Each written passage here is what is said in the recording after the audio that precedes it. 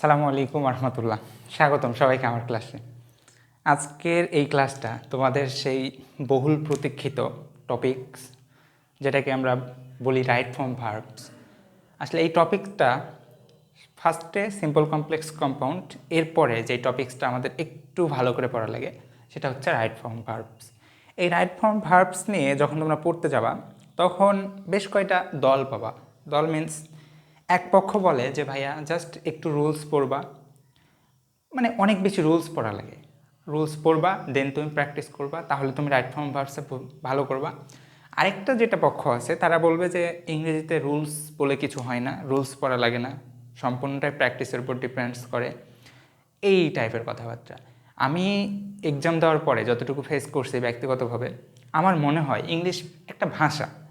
যেমন তুমি Bangla first paper এবং সেকেন্ড পেপার দুইটা অংশ পড়ো, ঠিক তেমনই ইংরেজিও একটা ভাষা, এটারও দুইটা part, first paper second paper. এখানে কিছু গ্রামার এবং কিছু প্র্যাকটিস, এই দুটার সমন্বয় করা লাগে, এই দুটার কম্বিনেশন করা লাগে। যদি আমি শুধু গ্রামারের দিকে ঝুঁকে পড়ি কিংবা শুধু প্র্যাকটিসের দিকে ঝুঁকে পড়ি, তাহলে ইংলিশের যে কাঙ্ক্ষিত ফলাফল আমার দ্বারা সম্ভব হইতো, আমি মনে করি সেটা কিছুটা হইলেও বাধাগ্রস্ত হবে। তো আমি আমার পক্ষ থেকে চেষ্টা করব ইংলিশের ট্রিক্স বলো, রুলস বলো এবং তার সাথে প্র্যাকটিস বলো, এই দুইটার মধ্যে একটা সুন্দর কম্বিনেশন করার জন্য। এই জিনিসটা যদি আমরা করতে পারি, যে কোনো স্টুডেন্ট হিসাবে তুমি করতে পারো, আমি আশা করি তোমরা রাইট ফর্ম ভার্বসে ভালো করবে। এবার দেখো, এই রাইট ফর্ম ভার্বসটা যদি তুমি প্রপারলি শেখো, হ্যাঁ, এই বেশ বেশ বলতে প্রায় সব জায়গাতেই তোমাকে এই জিনিসটা হেল্প করবে। সিম্পল কমপ্লেক্স বলো, উইথাউট ক্লু বলো কিংবা উইথ ক্লু বলো, তারপরে ম্যাসিং বলো, সাবস্টিটিউশন বলো, এই এক্সেট্রা জায়গাগুলোতে তোমাদের এই জিনিসটা হেল্প করবে। এখন যদি আমরা এই রাইট ফর্ম ভার্বসটা শিখতে চাই, তাহলে আমাদের তিনটা জিনিস মেইনলি শেখাটা অনেক বেশি জরুরি। সেই তিনটা জিনিস কি? একটা হচ্ছে ভাইয়া মিনিং। এইটা দেখে হয়তো বা অনেকেরই ভয় লাগতে পারে যে মিনিং ছাড়া কি হয় না, মিনিং তো বুঝি না ভাইয়া। আসলে প্রপারলি শিখতে চাইলে, একটু অ্যাডভান্সে একটু ভালো করে শিখতে চাইলে এই মিনিং জানাটা খুবই জরুরি। এখন এটার জন্য করণীয় কি? তুমি এই যে ফার্স্ট থেকে পড়া শুরু করছো, একেবারে ক্লাস 9-এ ওঠার পরে যে পড়া শুরু করছো, ইংরেজিতে একটা খাতা করবা আলাদা। যখনই কোনো নতুন শব্দ পাবা সেটা সেই খাতাতে লিখবা, সাথে যদি পারো সিনোনিম একটু লিখবা, একটু অ্যান্টোনিম লিখবা এবং বেশ কয়টা বা অ্যাটলিস্ট একটা বাক্য বানানোর চেষ্টা করবা এবং সেটা বারে বারে একটু বলার চেষ্টা করবা।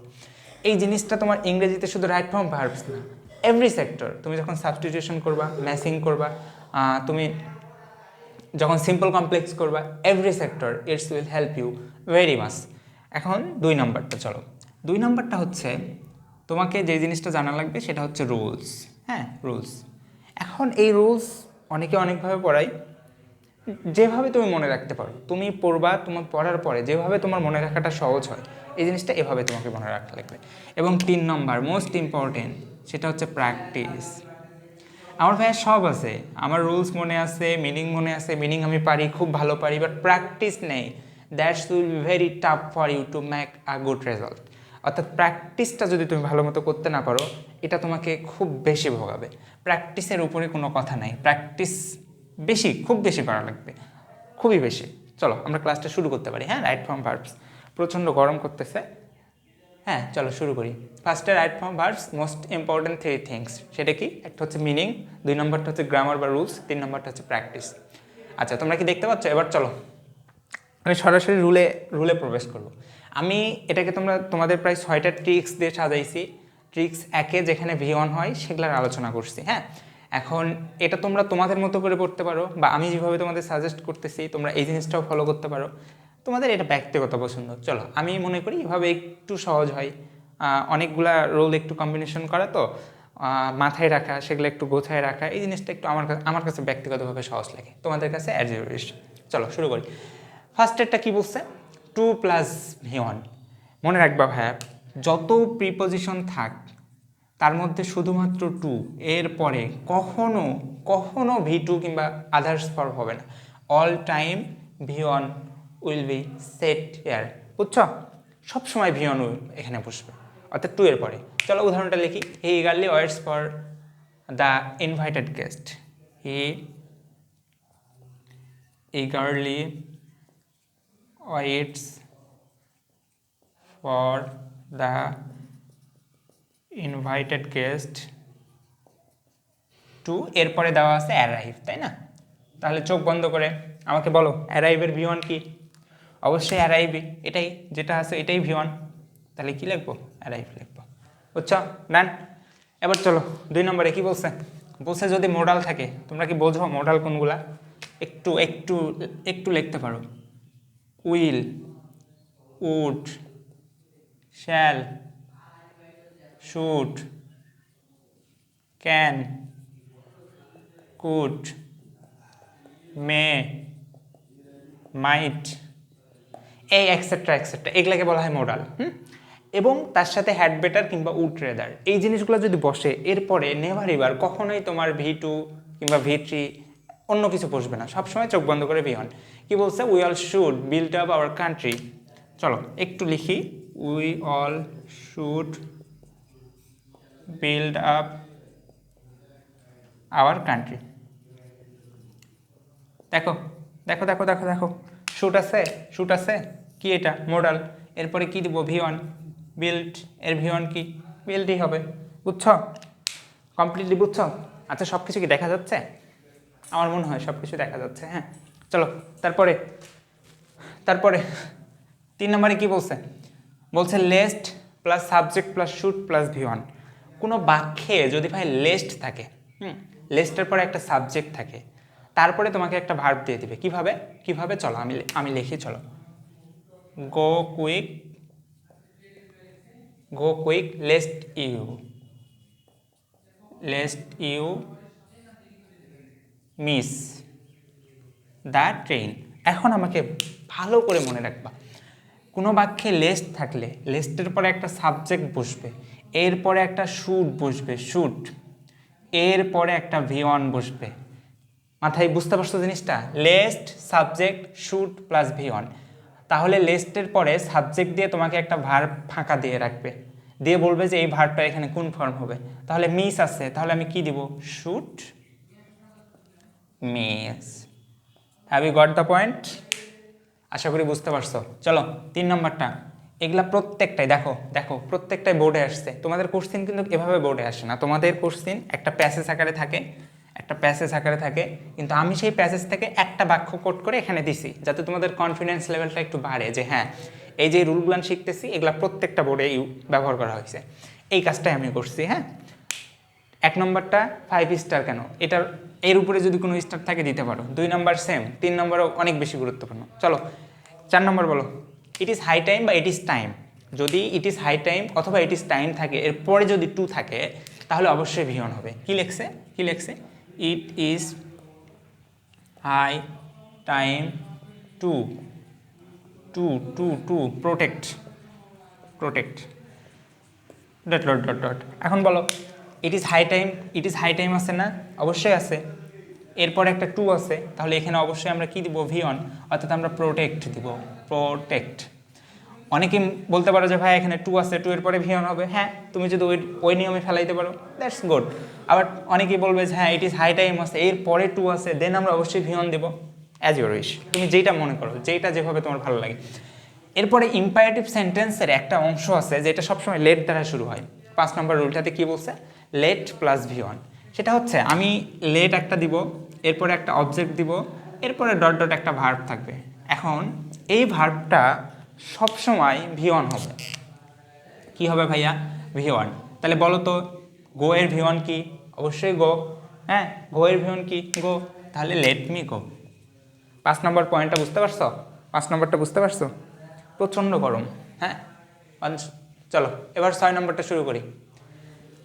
এই 6 নম্বরটার গুরুত্ব মানে বর্ণনা করলে হয়তো বা শেষ হবে না, এটা কতটা ইউজ হয়েছে তোমাদের right form ভার্বসে।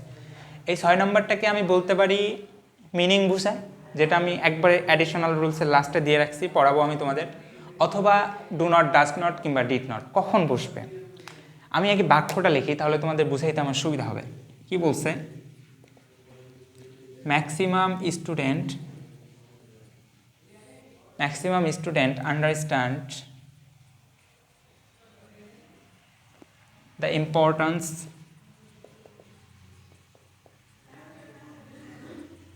Dot dot dot. হ্যাঁ, এখন বলছে যে ডু নট, ডাজ নট কিংবা ডিড নট ব্যবহার করা লাগবে। তোমার রাইট ফর্ম ভার্বসে এই ভার্বের সাথে কখনোই বলে দিবে না যে এটার সাথে নট যোগ করো, কখনোই, নেভার এভার এটা বলে দিবে না।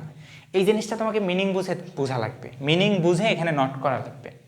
এখন আমি যদি প্রেজেন্ট টেন্সে ঘটনাটা হয়, তাহলে নট করার সময় অবশ্যই আমাকে হয় ডন্ট করা লাগবে অথবা ডাজেন্ট করা লাগবে, তাই তো? ডাজেন্ট কখন? যখন থার্ড পারসন সিঙ্গুলার, এবং ডন্ট কখন? যখন থার্ড পারসন প্লুরাল। এখন থার্ড পারসন সিঙ্গুলার কি, একটু যারা একটু বুঝতে পারো নি বোঝো। আই, এটা হচ্ছে সাবজেক্টিভ ফর্ম। অবজেক্টিভ ফর্ম কি? মি, এবং পজিটিভ ফর্ম হচ্ছে মাই। ইউ, অবজেক্টিভ ফর্মও you, positive form your. Okay. We, objective form us, positive form our. মূলত এই তিনটা ব্যতীত যত কিছু আছে, যত সাবজেক্ট আছে, এভরি নাউন্স অ্যান্ড প্রোনাউন্স, সবগুলাকেই থার্ড পারসন বলা হয়, বুঝছো? এখন এই থার্ড পারসনের মধ্যে হি পড়তে পারে, শি পড়তে পারে, দে পড়তে পারে, রহিম, করিম, এক্সেট্রা এক্সেট্রা, তুমি যা বসাইতে পারো। এই থার্ড পারসন যতগুলো আছে তাদের মধ্যে যেটা একক কিছু বুঝাবে, অর্থাৎ হি একজনকে বুঝাইছে, দে দেখো অনেকজনকে বুঝাইছে, শি একজনকে বুঝাইছে, তাহলে একজনকে যারা বুঝাবে তাদেরকে বলা হয় সিঙ্গুলার। কি বলা হয়? সিঙ্গুলার। এবং যারা অনেকজনকে বুঝাবে তাদেরকে বলা হয়, এখানে দেখা যাচ্ছে কি, প্লুরাল, বুঝছো? রহিম একজনকে, এটাকে বলা হয় সিঙ্গুলার।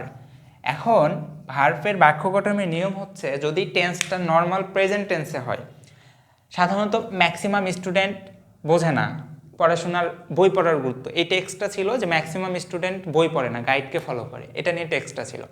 তাহলে সাধারণত বোঝে না এটা কোন টেন্সে ব্যবহৃত হয়েছে, অবশ্যই প্রেজেন্ট টেন্সে। তাহলে প্রেজেন্ট টেন্সে এটা দেখো তো, ম্যাক্সিমাম স্টুডেন্ট, অনেকজন, সিঙ্গুলার নাকি প্লুরাল? অবশ্যই প্লুরাল। তাহলে এটার জন্য আমি নট যদি করতে চাই, তাহলে আমি ডন্ট দিব না ডাজেন্ট দিব? অবশ্যই ডন্ট দিব। এখন ডন্ট কেন দিব? কেন সরাসরি আন্ডারস্ট্যান্ড দিব না, ডন্ট কেন দিব? তুমি যদি এটা মিনিং করো, ম্যাক্সিমাম স্টুডেন্ট বোঝে না পড়ার গুরুত্ব, এই জন্য আমরা ডন্ট দিব, বুঝছো? এই জন্য আমাদের এই ডন্টটা আনা লাগে, এই জিনিসটা আমাদের মাথায় রাখা জরুরি। ডন্ট কখন আনবো অবশ্যই এটা বলে দেবে না, এটা মিনিং বুঝে আমাদেরকে করতে হবে। এবং কখন ডাজেন্ট, কখন ডিডেন্ট আনবো, যখন টেন্স অনুযায়ী ডাজেন্ট অথবা ডিডেন্ট আনবো। যখন পাস্ট টেন্স তখন ডিডেন্ট, হ্যাঁ, যখন past tense didn't, did not যখন পাস্ট টেন্স, ডাস হলো যখন প্রেজেন্ট টেন্স, ডাস নট, অথবা ডন্ট যখন প্রেজেন্ট টেন্স। আশা করি বুঝছো, হ্যাঁ? চলো তারপরে এবার দেখো বি ভার্ব। বি ভার্ব কি ভাইয়া? বি ভার্ব তোমাদের রাইট ফর্ম ভার্বসে উপরে একটা ঘর করা থাকে এরকম, হ্যাঁ? এখানে তোমাদের দিয়ে রাখবে যে বি ভার্ব, কখনো একটা অপশন থাকে, কখনো দুইটা বি ভার্ব দিয়ে রাখে। বি ভার্ব কি? বি ভার্ব হচ্ছে অ্যাম, ইজ, আর, অস, ওয়ার, এক্সেট্রা এক্সেট্রা। এখন যদি গল্পটা প্রেজেন্ট টেন্সে হয়, তাহলে প্রেজেন্ট টেন্সের বি ভার্ব হচ্ছে এই তিনটা, এবং পাস্ট টেন্সের বি ভার্ব হচ্ছে এই দুইটা। যদি গল্পটা প্রেজেন্ট টেন্সে হয়, তাহলে বি ভার্ব থাকলে আমি এই অ্যাম, ইজ কিংবা আর, এই তিনটার মধ্যে যে কোনো একটা মিনস যেটা সাবজেক্টের সাথে হবে, আয়ের সাথে অবশ্যই অ্যাম নিব, ইউর সাথে অবশ্যই আর নিব, এইভাবে আমি বি ভার্বটা সিলেক্ট করব। চলো এরপর 8 নম্বরটা বলছে যদি নর্মাল মিনিং করে। এখানে আমি একটু তোমাদের টেন্স একটু আলোচনা করি। নর্মাল মিনিং করে অর্থাৎ প্রেজেন্ট ইনডিফিনিট টেন্স যদি মিনিং করে। এখন প্রেজেন্ট ইনডিফিনিট টেন্সটা কি? সাধারণভাবে যেই জিনিসটা করা হয়, সহজভাবে মনে রাখো, সেই জিনিসটাকে আমরা প্রেজেন্ট ইনডিফিনিট টেন্স বলি। অর্থাৎ নর্মালভাবে ধরো যে আমি ভাত খাই, অথবা সে ভাত খায়, স্বাভাবিক না, এটা ভাত খাই, খাওয়াই লাগে। সে ঘুমায়, অথবা আমি যদি বলতে পারি যে the earth move rounds the sun, সাধারণভাবে এটা চিরন্তন সত্য, বা হ্যাবিচুয়াল ফ্যাক্ট যদি বলতে পারো। অথবা এখানে কি লেখছে একটু লিখি চলো। এই জিনিসগুলা সবসময় নর্মাল মিনিং প্রকাশ করে। এই নর্মাল মিনিং প্রকাশ করার জন্য আমরা সবসময় ভি অন ব্যবহার করি। চলো লিখি, our unconscious people also through the different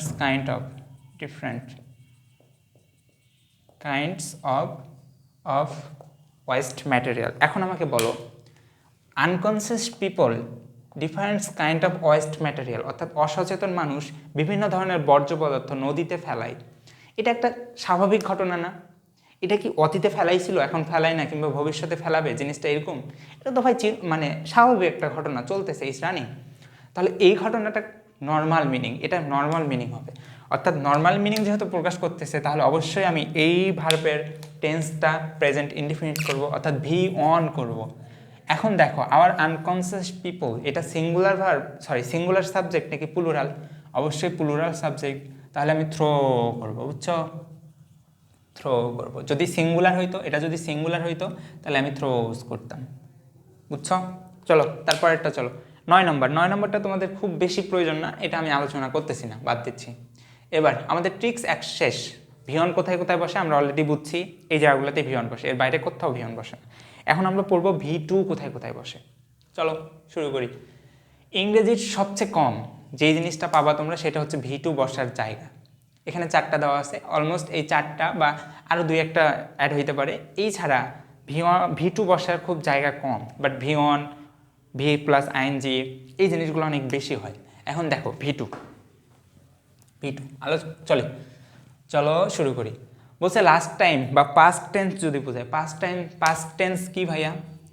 আমাদের এখানে পড়ার জন্য আমাদের বেশ কয়েকটা টেন্স একটু শেখা প্রয়োজন আছে। চলো আমি একটু টেন্সটা বলে দেই, তোমরা একটু নোট করবা। একটা হচ্ছে প্রেজেন্ট ইনডিফিনিট টেন্স, একটু নোট করো। প্রেজেন্ট ইনডিফিনিট, এটা আমি অলরেডি বললাম, সেটা হচ্ছে নর্মাল মিনিং যদি প্রকাশ করে। হ্যাঁ, স্বাভাবিক, সব কিছু নর্মাল মিনিং। এবার আসো প্রেজেন্ট কন্টিনিউয়াস।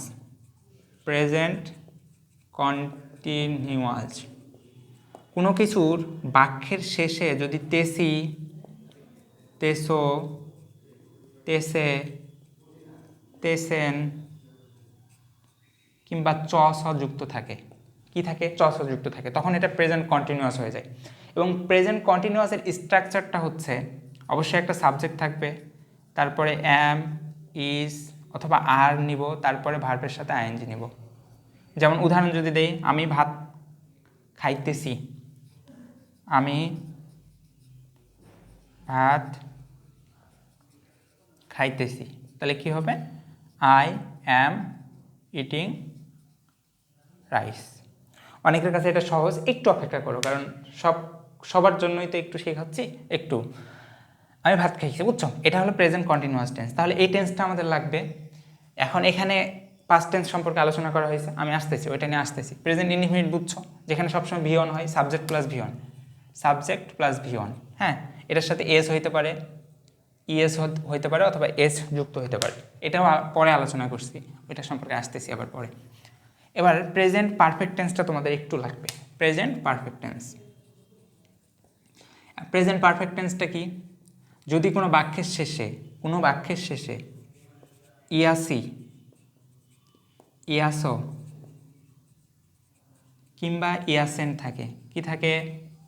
তাহলে সেটা হচ্ছে প্রেজেন্ট পারফেক্ট টেন্স। এর স্ট্রাকচার হলো সাবজেক্ট প্লাস হ্যাভ অথবা হ্যাজ প্লাস V3। আমি ভাত খেয়েছি,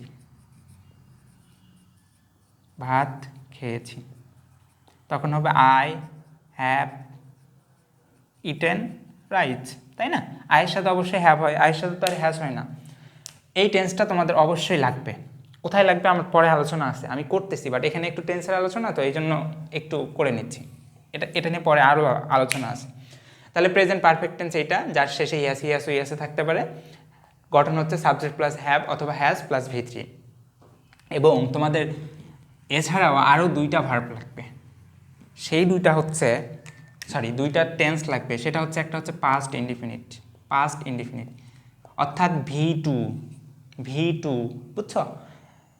অতীতকালের যত ঘটনা বোঝায়, যদি সেটা লাস্ট টাইম থাকে, ধরো যে একটা বাক্যে আছে লাস্ট টাইম অথবা লাস্ট উইক অথবা লাস্ট মান্থ অথবা লাস্ট ইয়ার, এনিথিং অতীতকাল বুঝাইছে মানে তুমি এটা V2 করবা, বুঝছো? এখন অতীতকাল বুঝানো মানেই V2।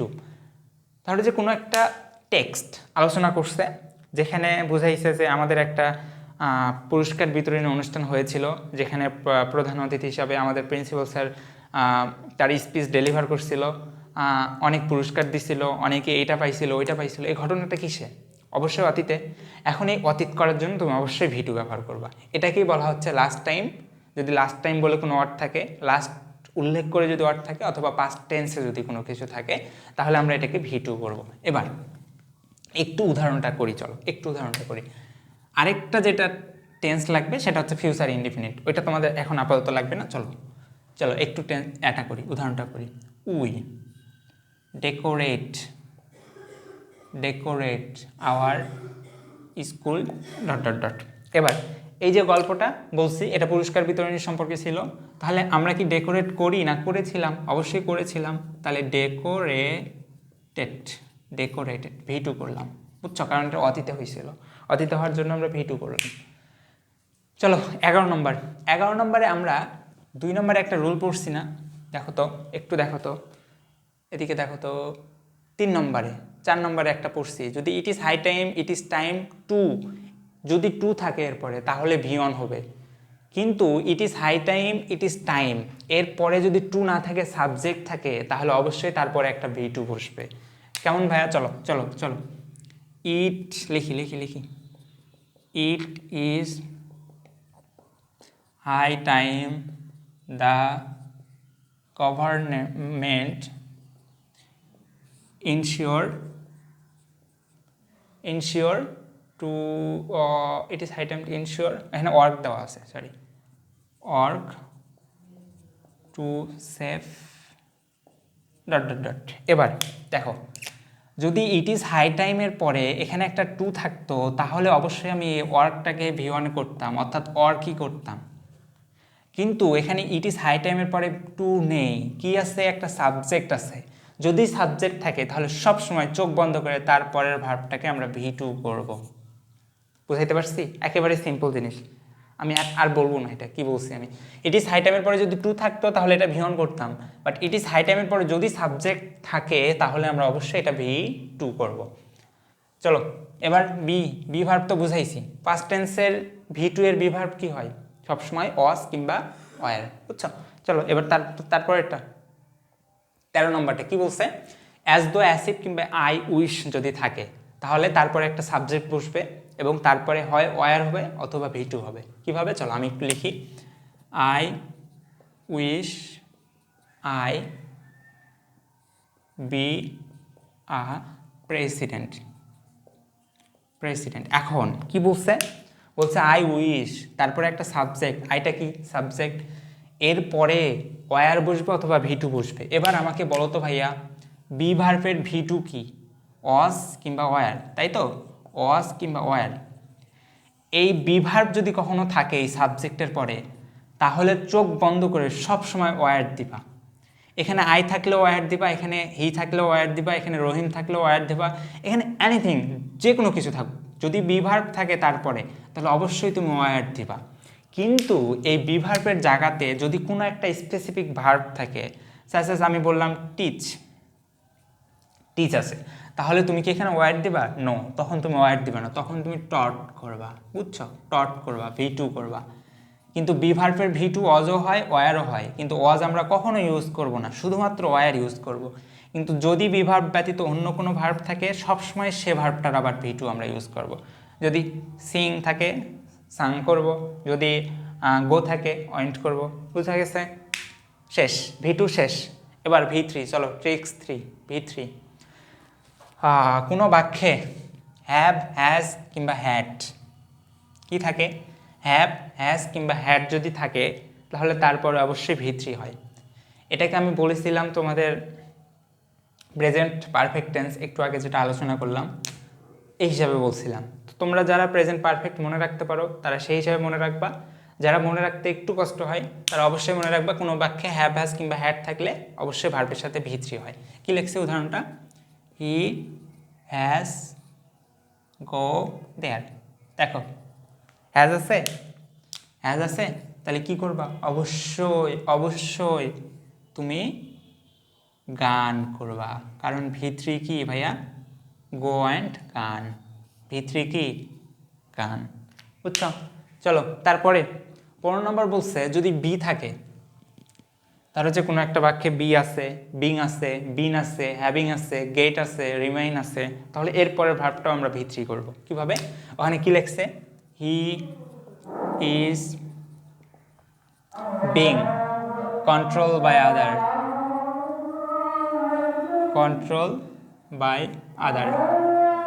এবার বলো, দেখো বিং আছে, আছে, তাহলে এটার V3 করো, কন্ট্রোলড, কন্ট্রোলড। বুঝছো? বোঝা গেছে? চলো তারপরেরটা প্যাসিভ। প্যাসিভ বোঝো কি তোমরা? একটু বুঝাই দেই। হ্যাঁ, প্যাসিভ হচ্ছে কোনো কাজ যখন পরোক্ষভাবে করা বোঝানো হয়। সহজ কথায় বাক্যে যদি বাই থাকে অথবা দ্বারা অর্থ প্রকাশ করে তখন সেটা প্যাসিভ। কেমন? দেখো, আমি বললাম আই ইট রাইস। দেখো তো এখানে প্রত্যক্ষভাবে কাজটা করা হয়েছে, কারণ কি? এই যে সাবজেক্ট, এই ইট করছে, সাবজেক্টই খাইছে, অর্থাৎ এটা প্রত্যক্ষভাবে কাজটা হয়েছে। বাট আমি যদি বলি rice is eaten by me, দেখো তো এখানে একটা বাই যুক্ত হয়েছে না, এবং মিনিং হয়েছে যে রাইস আমার দ্বারা খাওয়া হয়, একটা দ্বারা অর্থ আসছে। এবং এই রাইস এখানে যেটা সাবজেক্ট হিসেবে ব্যবহৃত হয়েছে, এটার সাথে ইটেনের কি সম্পর্ক? রাইস কি সরাসরি ইট হয়? হ্যাঁ, রাইস কি খায় নাকি রাইসকে খাওয়া হয়? মানে আই ইট, আমি খাই, ঠিক তেমনভাবে কি রাইস খাই? না, রাইসকে খাওয়া হয়, তাহলে পরোক্ষ একটা অর্থ প্রকাশ করছে না? এটাকে বলা হয় প্যাসিভ সেন্টেন্স। এখন প্যাসিভ করার ক্ষেত্রে যদি একটা ঘটনা প্রেজেন্ট টেন্সে হয়, অর্থাৎ একটা ঘটনা নর্মাল হয়, প্রেজেন্টে হয়, যেমন সাসেস, ওখানে একটা বাক্য লেখা আছে, একটু লিখি, a birthday cake ordered earlier. বলছে a birthday cake order earlier. আজান দিচ্ছে একটু। হ্যাঁ,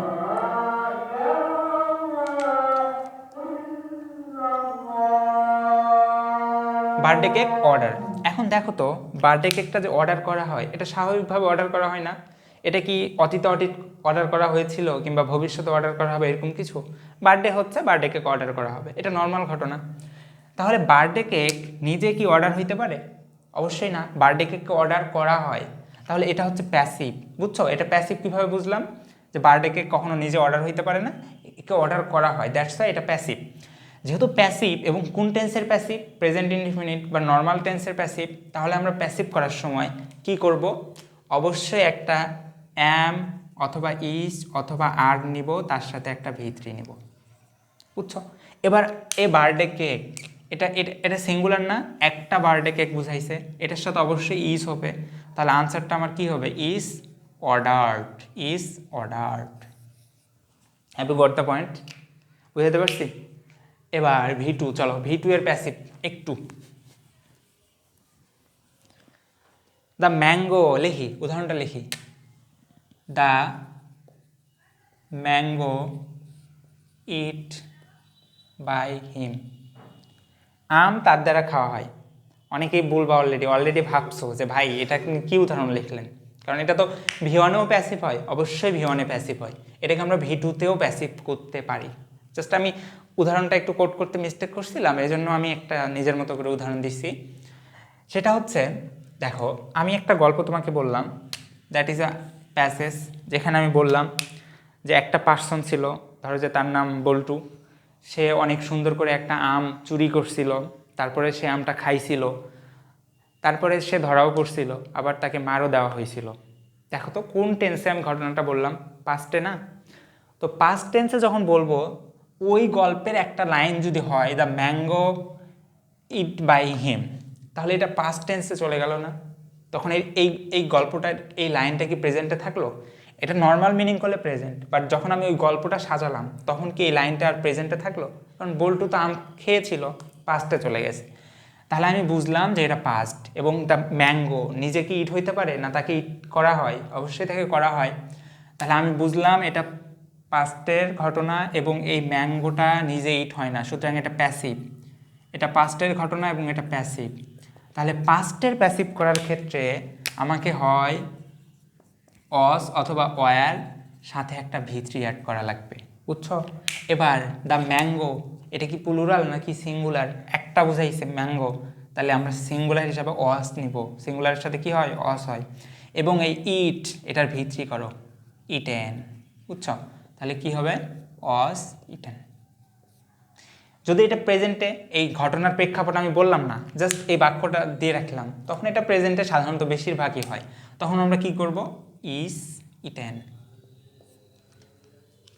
বুঝছেন? সবাই বুঝছেন? চলো, modal modal modal modal modal modal plus be. তোমাদের মোডাল প্লাস বি এতখানি মনে রাখার প্রয়োজন নাই। মোডাল মানে মোডালের প্যাসিভ এতখানি মনে রাখার প্রয়োজন নাই। তোমরা সহজভাবে মনে রাখবা, যদি বি থাকে, কোথাও বি থাকে, ওখানে কি বলছে? এ happy environment,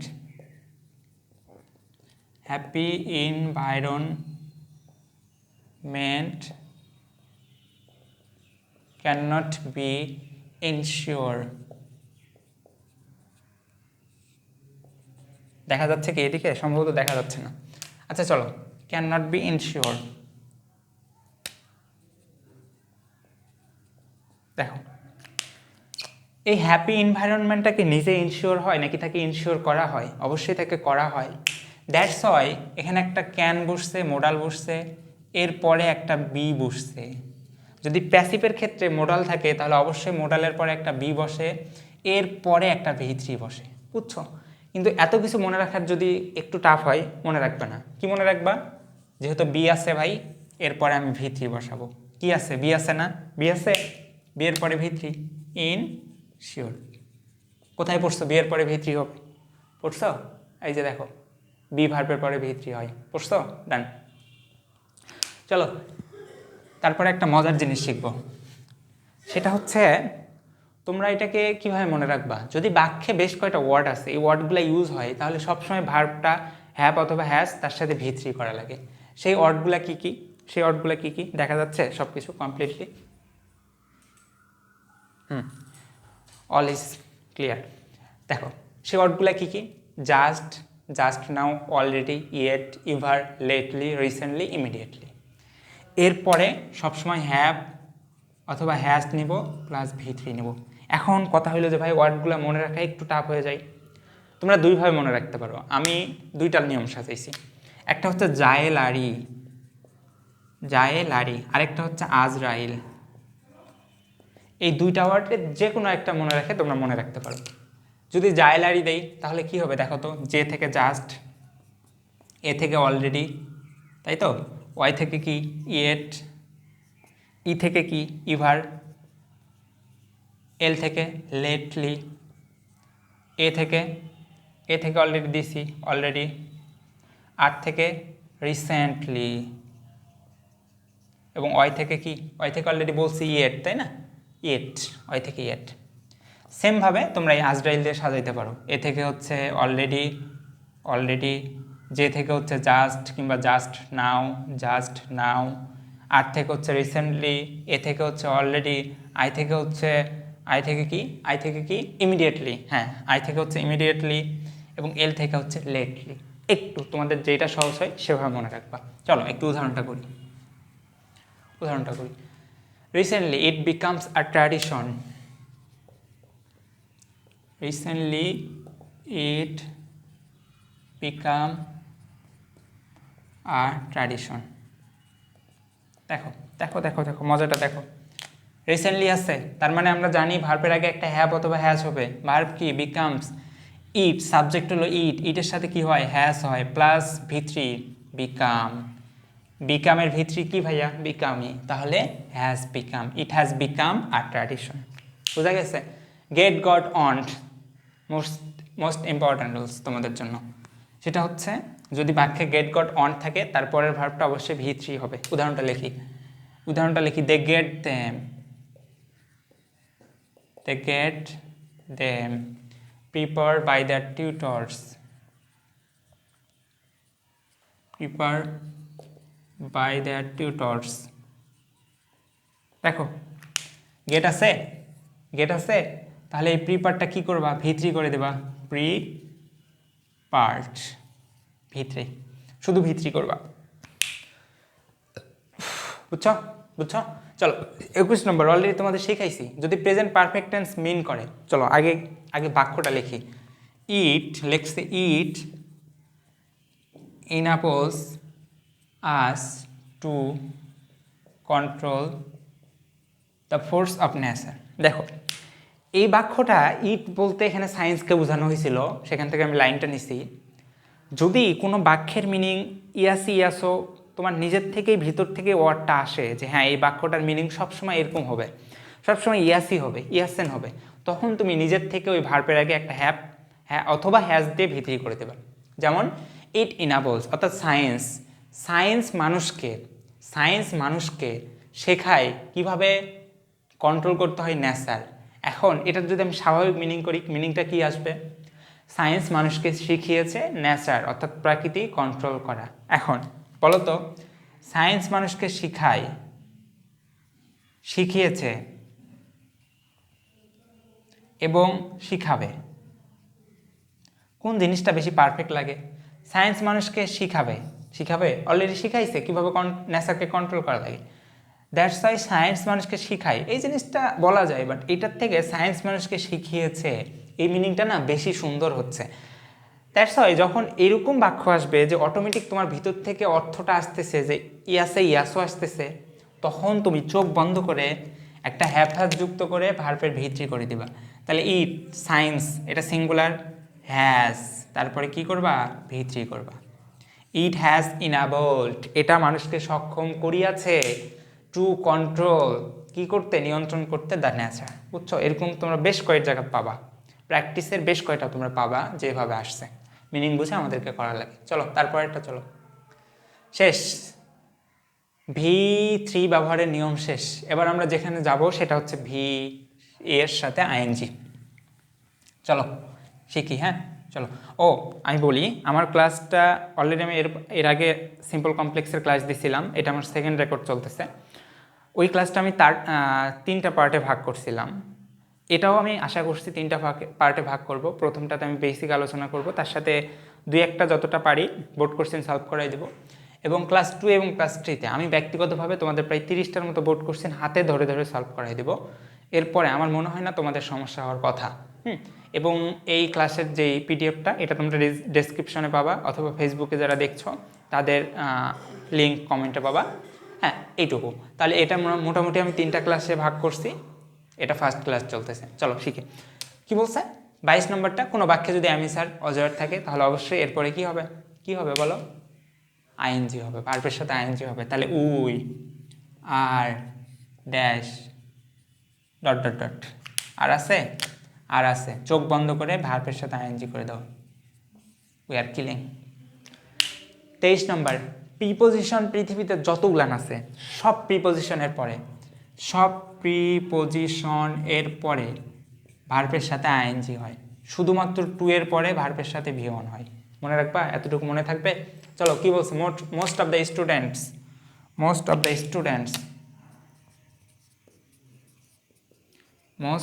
students are expert in memorise. দেখো ইন আসছে প্রিপোজিশন, তাহলে মেমোরাইজটা কি করে দেবা? মেমোরাইজিং করে দেবা, ভার্বের সাথে আইএনজি করে দেবা। 24 নম্বর মোস্ট ইম্পর্টেন্ট রুলস তোমাদের জন্য, সেটা হচ্ছে 24 এবং 25-এর মধ্যে সামঞ্জস্য আছে, বুঝাই আমি। সেটা হচ্ছে যখন হোয়াইল থাকবে, উদাহরণটা লিখি, হোয়াইল চোজ আ ফ্রেন্ড। আচ্ছা, এর পরের উদাহরণটা কি বলছে? পরের রুলটা কি বলছে? হোয়াইলের পরে সাবজেক্ট থাকবে, এরপরে অজয়ের ভার্ব। চলো একটু লিখি, আমি বুঝাই দিচ্ছি।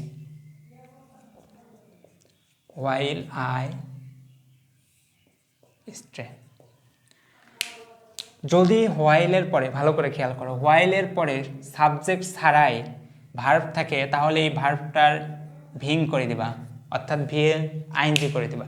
কিন্তু যদি হোয়াইলের পরে সাবজেক্ট থাকে, তাহলে যে ভার্বটা থাকবে তার আগে অবশ্যই একটা অস অথবা ওয়ার নিবা, তারপরে ভার্বের সাথে আইএনজি করবা। এতটুকু জিনিস বুঝছো? চলো এখন আমাকে বলো, আয়ের সাথে কি অস হয় নাকি ওয়ার হয়?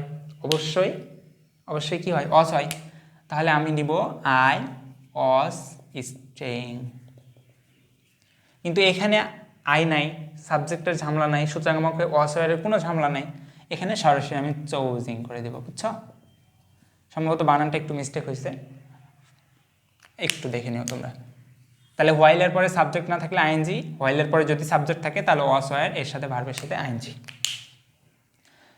26 নম্বরটা তোমাদের এখন আপাতত লাগবে না, লাগলে পরে আমি বুঝাই দেবো না। চলো তারপরেরটা 27 নম্বরটা মোস্ট ইম্পর্টেন্স। সেটা হচ্ছে বাক্যে যদি দুইটা ভার্ব থাকে, তাহলে যদি উদ্দেশ্য না বোঝায় তাহলে পরের ভার্বটার সাথে আইএনজি দিবা, কিন্তু যদি উদ্দেশ্য বোঝায় তাহলে পরের ভার্বটা 2 + V1 করবা। বুঝছো কিভাবে কি লেখছে এখানে? He starts take preparation, he starts take preparation লিখলাম না, হ্যাঁ আমাদের ভার্ব দেওয়া আছে টেক, তাই তো টেক দেওয়া আছে। এখন দেখো স্টার্টস একটা ভার্ব, টেক আরেকটা ভার্ব ব্যবহৃত হয়েছে। এখন এই টেকটা দ্বারা কোনো উদ্দেশ্য বোঝাচ্ছে না। He start takes preparation for some days, ago সে প্রস্তুতি নেওয়া শুরু করছে, যেহেতু উদ্দেশ্য বোঝাচ্ছে না এই টেকটাকে জাস্ট আমরা টেকিং করে দেবো। কি করে দেবো? টেকিং। হি স্টার্টস টেকিং প্রিপারেশন। বুঝাইতে পারছি আশা করি। চলো এই যে 28 নম্বর রুলসটা একটু দেখি। সেটা হচ্ছে যদি অতীতে চলমান কোনো কাজ সম্পর্কে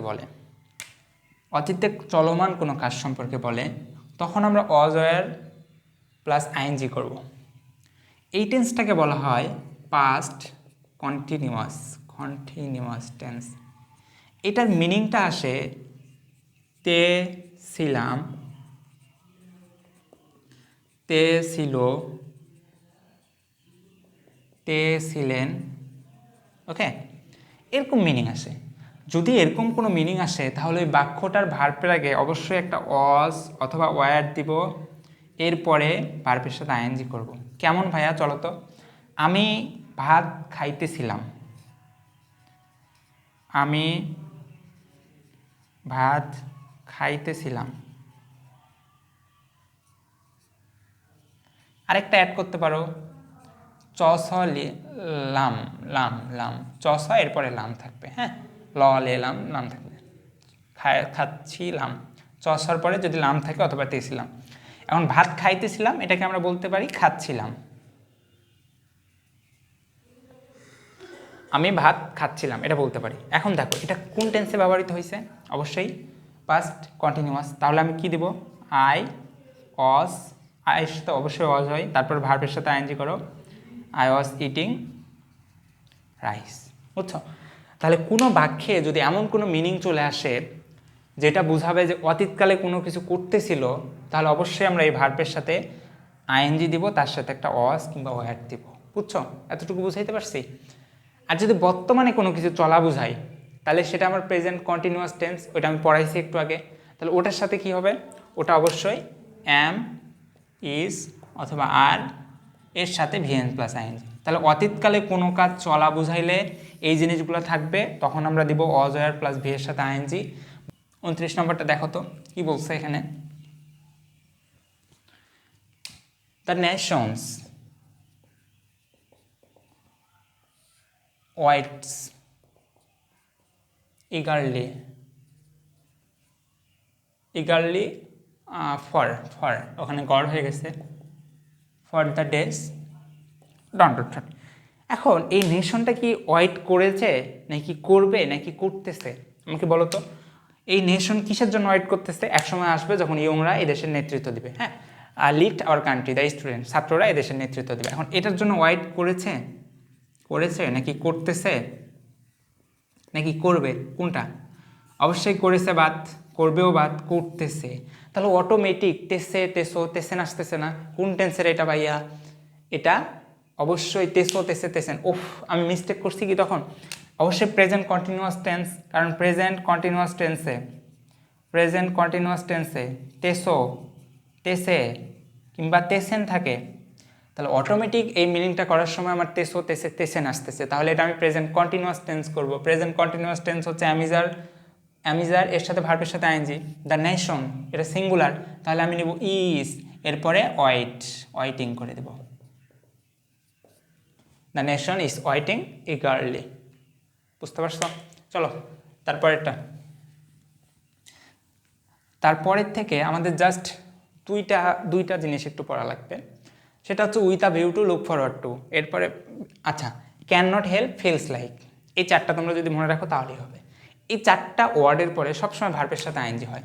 যেমন উদাহরণটা কী লিখছে ওখানে, there is a arrangement for music, there is arrangement for music with a view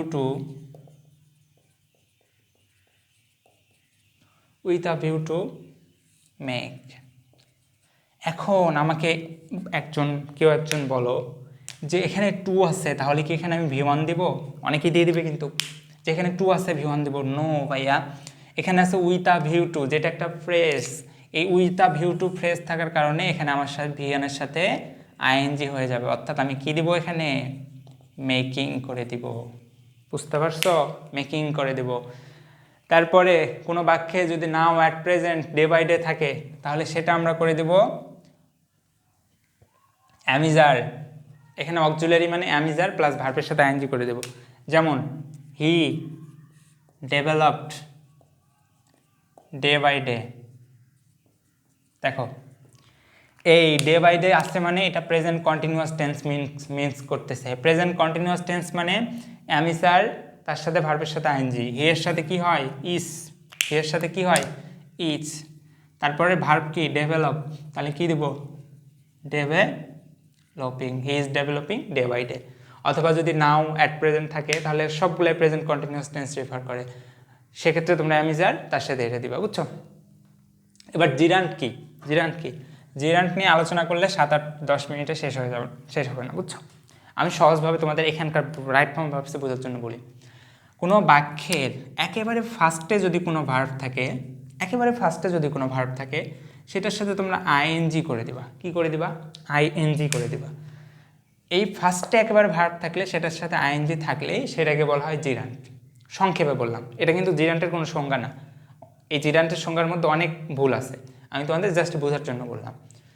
তাহলে বাক্যে যদি কোনো ভার্বের সাথে আইএনজি থাকে, মানে বাক্যে যদি কোনো ভার্ব থাকে, সেটার সাথে আমরা আইএনজি করে দেবো, এবং এটাকে আমরা কি বলতেছি? জিরান্ট বলতেছি। চলো কিভাবে আসবে পরীক্ষায়, কিভাবে আসবে?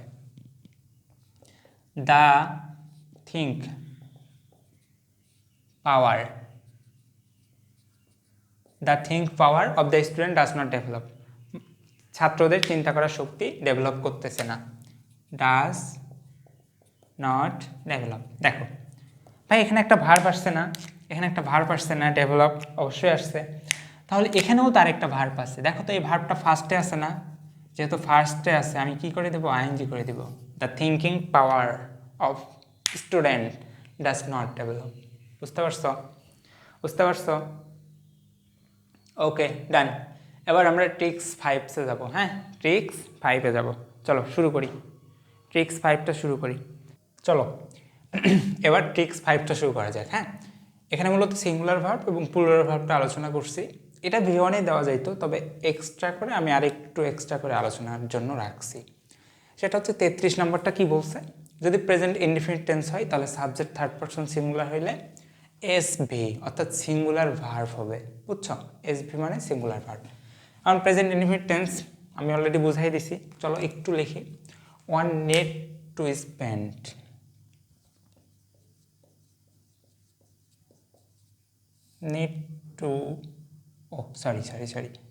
নিড এখানে আছে না? তাহলে অন নিড টু স্পেন্ড ... এখন দেখো, সাধারণভাবে বুঝাইছে জিনিসটা, আগে ব্যবহার হইতো কিংবা পরে ব্যবহার হবে, এই জিনিসটা বুঝাই নাই। বুঝাইছে যে বর্তমানে জিনিসটা ব্যবহৃত হচ্ছে, মানে ব্যবহৃত হবে। তাহলে দেখো, থার্ড পারসন সিঙ্গুলার, নিড আছে, তাহলে কি করবা? অবশ্যই নিডস করবা, এস যুক্ত করবা। কারোর সাথে এস যুক্ত হয়, কারোর সাথে ইএস যুক্ত হয়। এবার চিরন্তন সত্য যদি হয়, তাহলে সবসময় সিঙ্গুলার ভার্ব হবে, যেমন the earth moves round the sun, সবসময়। 35 নম্বরটা দেখো, গুরুত্বপূর্ণ। এই ওয়ার্ডগুলো যদি থাকে কোনো বাক্যে, ডেঞ্জারাস দিয়ে আমি মনে রাখছি, বুঝছো? ডেঞ্জারাস দিয়ে তুমি সবকটা, সেটা হলো always, regularly, daily, sometime, often, generally, everyday, occasionally, usually, normally. এই ওয়ার্ডগুলো যদি কোনো সেন্টেন্সে থাকে, তুমি ভাববা এটা প্রেজেন্ট ইনডিফিনিট টেন্সে ইউজ করা হয়েছে। এটা কখনোই অন্য টেন্সে হবে না। আর প্রেজেন্ট ইনডিফিনিট টেন্স হলে যদি থার্ড পারসন হয়, সিঙ্গুলার হয়, তাহলে এস ভি অর্থাৎ সিঙ্গুলার ভার্ব হবে, তাই না? সিঙ্গুলার সাবজেক্ট হলে সিঙ্গুলার ভার্ব হবে। তাহলে এটা তুমি মনে রাখতে পারো ডেঞ্জারাস দিয়ে। হ্যাঁ, ডেঞ্জারাস দিয়ে, ডেঞ্জারাস। কি হচ্ছে তাহলে বলো দেখি? এই ডি থেকে কি হচ্ছে? ডি থেকে হচ্ছে ডেইলি, আবার এ থেকে হচ্ছে অলওয়েজ, হ্যাঁ, তোমার এন থেকে হচ্ছে নর্মালি, জি থেকে হচ্ছে জেনারেলি, ই থেকে হচ্ছে হইলো যে এভরিডে, আর থেকে হচ্ছে রেগুলারলি, তারপরে ইউ থেকে হচ্ছে ইউজুয়ালি, ও থেকে হচ্ছে ওকেশনালি এবং ডেঞ্জারাস, এস থেকে হচ্ছে সামটাইমস। যদি ডে বাই ডে থাকতো, হ্যাঁ, ডেইলি যদি থাকে তাহলে এটা প্রেজেন্ট ইনডিফিনিট টেন্স। কি টেন্স ভাইয়া? Present indefinite. বাট যদি ডে বাই ডে থাকতো, ডে বাই ডে, তখন এটা প্রেজেন্ট কন্টিনিউয়াস টেন্স হয়ে যাইত। প্রেজেন্ট কন্টিনিউয়াস টেন্স, বুঝছ? প্রেজেন্ট কন্টিনিউয়াস টেন্স, বুঝাইতে পারছি? চলো, কি বলছে উদাহরণটা লিখবো, লিখি। রিভার্স,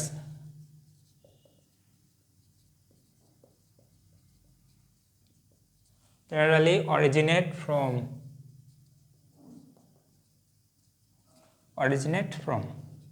ডট দিলাম। হ্যাঁ, দেখো ক্লাসটা একটু লেন্দি হয়ে যাচ্ছে, আমি এক্সট্রিমলি সরি। দেখো জেনারেলি আসছে না, তার মানে এটা কি প্রুভ করতেছে? এটা অবশ্যই প্রেজেন্ট ইনডিফিনিট টেন্সে প্রুভ করতেছে। এটা প্রেজেন্ট ইনডিফিনিট টেন্স হওয়ার কারণে আমাকে এই ভার্বটা থার্ড পারসন সিঙ্গুলার যদি সাবজেক্ট হয়, তাহলে এই ভার্বটার সাথে এস যুক্ত করা লাগবে। অর্থাৎ এটা সিঙ্গুলার ভার্ব হইলে এই ভার্বটাকে আমাকে সিঙ্গুলার করা লাগবে। কিন্তু রিভার্স বলছে, তাই না? একটা রিভার্স বলে না, অনেকগুলো রিভার্স বলছে। তাহলে এটা থার্ড পারসন প্লুরাল, অর্থাৎ আমাকে এটার সাথে এস যুক্ত করা লাগতেছে না। তাহলে আমি শুধু ভি1টা দিয়ে দেবো, অরিজিনেট। আমার লেখা খুবই খারাপ হচ্ছে, আমি এক্সটেন্ড দেবো। এখন দেখো 36 নম্বরটা দেখো, কিছু ওয়ার্ড, এই জিনিসটা আমাদের খুব কম আসে, তারপরেও আমি একটু লিখে দিছি কারণ জানাটা ভালো। কিছু ওয়ার্ডস দেখতে প্লুরালের মতো, যেমন লাস্টে এস যুক্ত করলে সেই ওয়ার্ডসটা কি হয়? প্লুরাল হয় না? যেমন আমি যদি বলি ট্রি থেকে যদি আমি এস যুক্ত করি, এটা কি হচ্ছে? প্লুরাল হয়ে যাচ্ছে। কিন্তু কিছু ওয়ার্ডের শেষে এস থাকলেও সেটা প্লুরাল হয় না, যেমন mathematics, news, politics, species, ethics, whereabouts, gallows, electronics, dynamics, statics, etcetera etcetera. তাহলে যদি আমি বলি নিউজ ইজ নট নাকি আর নট, বলো তো? আর নট গুড, নিউজটি ভালো না। এখন এখানে ইজ হবে নাকি আর হবে? অবশ্যই ইজ হবে। আর তাহলে কি হবে? ক্রোজ, কারণ news always singular. Have you got the point? চলো এবার স্পেসিফিক কোয়ান্টিটি যদি বোঝাই, সাচ এস 10 মিনিটস, অথবা তোমাকে বুঝাইলো 20 কিলোমিটার্স, এই জিনিসগুলো সবসময় সিঙ্গুলার হয়, অল টাইম সিঙ্গুলার। কি আছে ওখানে? বলছে 20 কিলোমিটার্স, তাই না? 20 kilometers is not be a long distance. দেখো এখন এখানে বি ভার্ব, এটা কোন টেন্স? প্রেজেন্ট ইনডিফিনিট টেন্স, কারণ এটা স্বাভাবিক ঘটনা বোঝাচ্ছে। এখন বি ভার্ব, এটা বি ভার্ব কি নিব? এটা কি বলছে? সিঙ্গুলার নাকি প্লুরাল? এটা দেখতে প্লুরাল মতো হইলেও সিঙ্গুলার, তাহলে এই বি ভার্বের সিঙ্গুলার প্রেজেন্ট ইনডিফিনিট টেন্সে কি? ইজ। এখন এর সাথে নট অ্যাড করব নাকি করব না, এটা মিনিংয়ের উপর ডিপেন্ড করতেছে। তুমি করলেও ঠিক, না করলেও ঠিক। কারণ 20 কিলোমিটার্স কারোর জন্য অনেক দীর্ঘ সময় হতে পারে, আবার কারোর জন্য খুবই অল্প সময় হতে পারে। তুমি ঢাকা যাচ্ছ, তোমার জন্য 20 কিলোমিটার্স অনেক কম। তুমি এক বাড়ি থেকে আরেক বাড়িতে যাচ্ছ, এখানে 20 কিলোমিটার্স অনেক বেশি। ইট ডিপেন্ডস অন ইউ, তুমি যেভাবে ইউজ করতে পারো। আচ্ছা, কিছু জিনিস আছে যারা সবসময় প্লুরাল হয়, যেমন ক্যাটল, গরু, গবাদি পশু, পিপল, তারপরে তোমার dozen, police, etcetera, peasantry, poultry, এই জিনিসগুলো সবসময় প্লুরাল হয়। পিপলের পরে তুমি কখনোই পাবা না ইস। পিপল আর। যদি আমি বলি পিপল অবশ্যই আর, নট কনসাস। হ্যাঁ, তাহলে এটা নেভার ইভার, এটা কখনোই ইজ নট হবে না, পসিবল না এটা। আচ্ছা, তারপরে সব একবারে গুরুত্বপূর্ণ, every is no, either, neither, or. হ্যাঁ, এগুলোর পরে সবসময় সিঙ্গুলার ভার্ব হবে।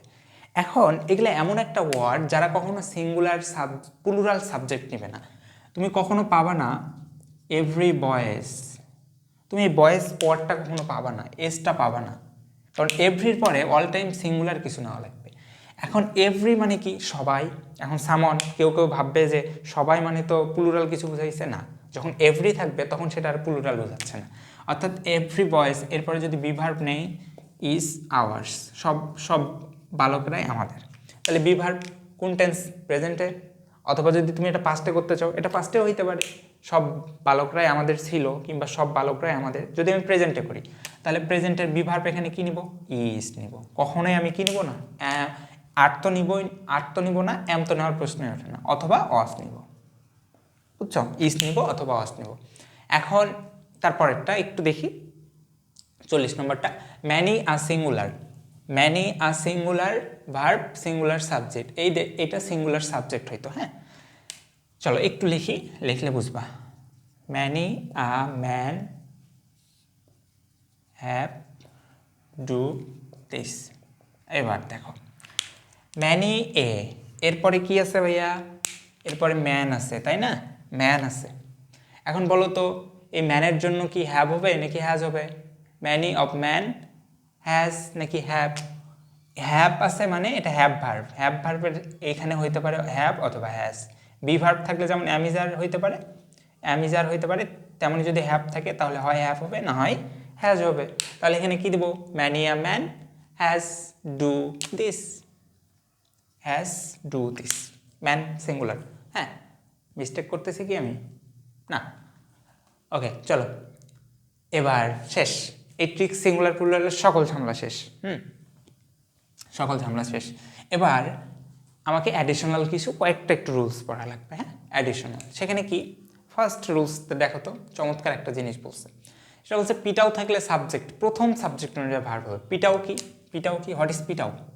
এটা আমি মনে রাখার জন্য বলছি। প্রিপোজিশন আই থেকে হচ্ছে ইন অ্যাডিশন টু, হ্যাঁ, টি থেকে হচ্ছে টুগেদার উইথ, এ থেকে হচ্ছে অ্যাজ ওয়েল অ্যাজ, এবং ডাব্লিউ থেকে হচ্ছে উইথ অথবা অ্যাকসেট্রা। এখন আমি যদি এভাবে বাক্যটা লিখি, he as well as his friends go there. এবার আমাকে বলো তো ভাইয়া, এখানে তো হিজ ফ্রেন্ডস আছে, তাই না? হিজ ফ্রেন্ডস আছে, হ্যাঁ, এখানে তো হিজ ফ্রেন্ডস আছে এবং তার সাথে হি আছে, তাহলে এটা কি প্লুরাল কিছু বোঝাচ্ছে না? এটা যদিও প্লুরাল বোঝাক, কিন্তু আমাকে প্রথম সাবজেক্ট অনুযায়ী এটা চেঞ্জ করা লাগবে। প্রথমটা থার্ড পারসন সিঙ্গুলার, আমি এটা তাহলে কি করব? কস। আচ্ছা, কস হয়ে গেল। এবার তারপরে চলো এটা একটু গুরুত্বপূর্ণ আছে। এটা কিভাবে গুরুত্বপূর্ণ চলো বলছে, কি বলছে আমি আগে লিখি, তারপরে তোমাদের বুঝাই দিচ্ছি। There be many person in our society. এখানে যেটা গুরুত্বপূর্ণ বলছে সেটা হচ্ছে দেয়ারের পরে কখনো সাবজেক্ট থাকে না। দেয়ারের পরে আগে একটা ভার্ব থাকে সব সময়, এর পরে একটা সাবজেক্ট থাকে। এখন আমাকে বলছে দেয়ারের পরের সাবজেক্টটা, পরে তো ভার্ব থাকে, তারপরের সাবজেক্টটা যদি সিঙ্গুলার হয় এখানে আমি সিঙ্গুলার ভার্ব নিব, তারপরের সাবজেক্টটা যদি প্লুরাল ভার্ব হয় এখানে আমি কি নিব? প্লুরাল ভার্ব নিব। প্লুরাল সাবজেক্ট যদি হয় তাহলে প্লুরাল ভার্ব। এবার ম্যানি পারসন সিঙ্গুলার নাকি প্লুরাল, এটা আবার বলা লাগে, অবশ্যই প্লুরাল। তাহলে আমি এই বি ভার্বটা কি নিব? প্লুরাল নিব। তাহলে আর দিতে পারি অথবা ওয়ার দিতে পারি। হ্যাঁ, কারণ এটা প্রেজেন্ট, কিংবা এটা প্রেজেন্ট নাকি এটা পাস্ট, এটা আমি যে কোনো কিছু করতে পারি। হ্যাঁ, ও many person in there are many person in the society, হ্যাঁ, এটা যে কোনো কিছু করতে পারি, কারণ আমি একটা স্পেসিফিক সোসাইটিকে বোঝাচ্ছি। এই সোসাইটিতে একসময় লোক ছিল, আবার এখন আছে, দুইটাই হইতে পারে। এটা প্রেজেন্ট হওয়াই লাগবে, এটা কোনো বাধ্যবাধকতা নেই। এবার দেখো, এই জিনিসটা একটু গুরুত্বপূর্ণ আছে, সেটা হচ্ছে অ্যান্ড অর বাট। এই তিনটা জিনিস যদি বসে, অ্যান্ড কোথায় বসে তোমরা কি জানো? অ্যান্ড আমি পড়াইছিলাম সিম্পল কমপ্লেক্সে, যে কোনো কম্পাউন্ড সেন্টেন্স, হ্যাঁ, কোনো কম্পাউন্ড সেন্টেন্সে অ্যান্ড অর বাট বসতে পারে, অ্যান্ড অর বাট। হ্যাঁ, এখন অ্যান্ড অর বাট বসলে এ পাশে একটা ক্লোজ বসে এবং এ পাশে একটা ক্লোজ বসে, এবং একটা ক্লোজে একটা সাবজেক্ট থাকে, একটা ফাইনাইট ভার্ব থাকে, এবং এই ক্লোজে আরেকটা সাবজেক্ট থাকে, আরেকটা ফাইনাইট ভার্ব থাকে। অর্থাৎ এটা প্রমাণ করলো যে অ্যান্ড অর বাট এর দুই পাশে দুইটা বাক্য থাকবে, দুইটা বাক্য থাকবে, তাই তো? এখন এই দুইটা বাক্যের দুইটা ভার্ব কখনোই ডিফারেন্ট হবে না। এখানে প্রেজেন্ট টেন্স, ওখানে পাস্ট টেন্স ও হবে না। এখানে প্রেজেন্ট হইলে এখানেও প্রেজেন্ট হবে, এখানে পাস্ট এখানেও পাস্ট। এখন উদাহরণ কি দিছে? উই শুড নট ওভারলুক, কি বলছে? চলো লিখি, উই শুড নট ওভারলুক, হ্যাঁ, overlook and dash criticise the bad. খারাপদের আমাদেরকে উপেক্ষা করা উচিত, খারাপ কিছুকে উপেক্ষা করা উচিত, হ্যাঁ, অপেক্ষা করা উচিত না, মানে এক করছে ক্রিটিসাইজ করা উচিত না। এবার দেখো, শুড নট ওভারলুক, এটা কোন টেন্সে ভাইয়া? প্রেজেন্ট টেন্সে, কারণ মোডাল ব্যবহৃত হয়েছে, মোডালের সাথে এটা কি আছে? ভার্ব আছে প্রেজেন্ট টেন্সে। তাহলে অ্যান্টের পরের ভার্বটা আমি প্রেজেন্ট টেন্সে করে দেবো। এখন শুড নট দিতে পারো, শুড নট দিতে পারো, অথবা তুমি জাস্ট ক্রিটিসাইজ দিতে পারো। তুমি তাহলে কি দিবা? এখানে ক্রিটিসাইজ দাও, ক্রিটিসাইজ, কারণ প্রেজেন্ট টেন্স হইল। অথবা অনেকেই দিতে পারে আবার শুড নট দিতে পারে, শুড নট ক্রিটিসাইজ। বুঝছো? যেহেতু আমি একবার শুড নট দিছি অলরেডি, একবার যেহেতু শুড নট আছে, এই শুড নটটা আবার লাগে না। সাধারণত ইংরেজির সৌন্দর্যের ক্ষেত্রে এটা লাগে না। সুতরাং তোমার ইচ্ছা, তুমি শুধু ক্রিটিসাইজ দিবা, দ্যাট ইজ পারফেক্ট। আচ্ছা, এখন যদি সাবজেক্ট প্লাস সাবজেক্ট অ্যান্ড দ্বারা যুক্ত থাকে তাহলে সেটা প্লুরাল হয়ে যাবে। এটা সাধারণত মিনিং করলে আমরা বুঝবো, হ্যাঁ, এটা যদি আমরা মিনিং করি তাহলে বুঝবো। Rahim and Karim, Rahim and Karim are friend নাকি ইজ ফ্রেন্ডস? বলো, অবশ্যই আর ফ্রেন্ড, কারণ প্লুরাল, বুঝছো? Are friend, that's very easy. 45 নম্বর, কমপ্লিমেন্ট। এই জিনিসটা একটু বোঝো, কমপ্লিমেন্ট কি ভাইয়া, তুমি কি বোঝো কমপ্লিমেন্ট? আমি একটু বলি, he is a doctor.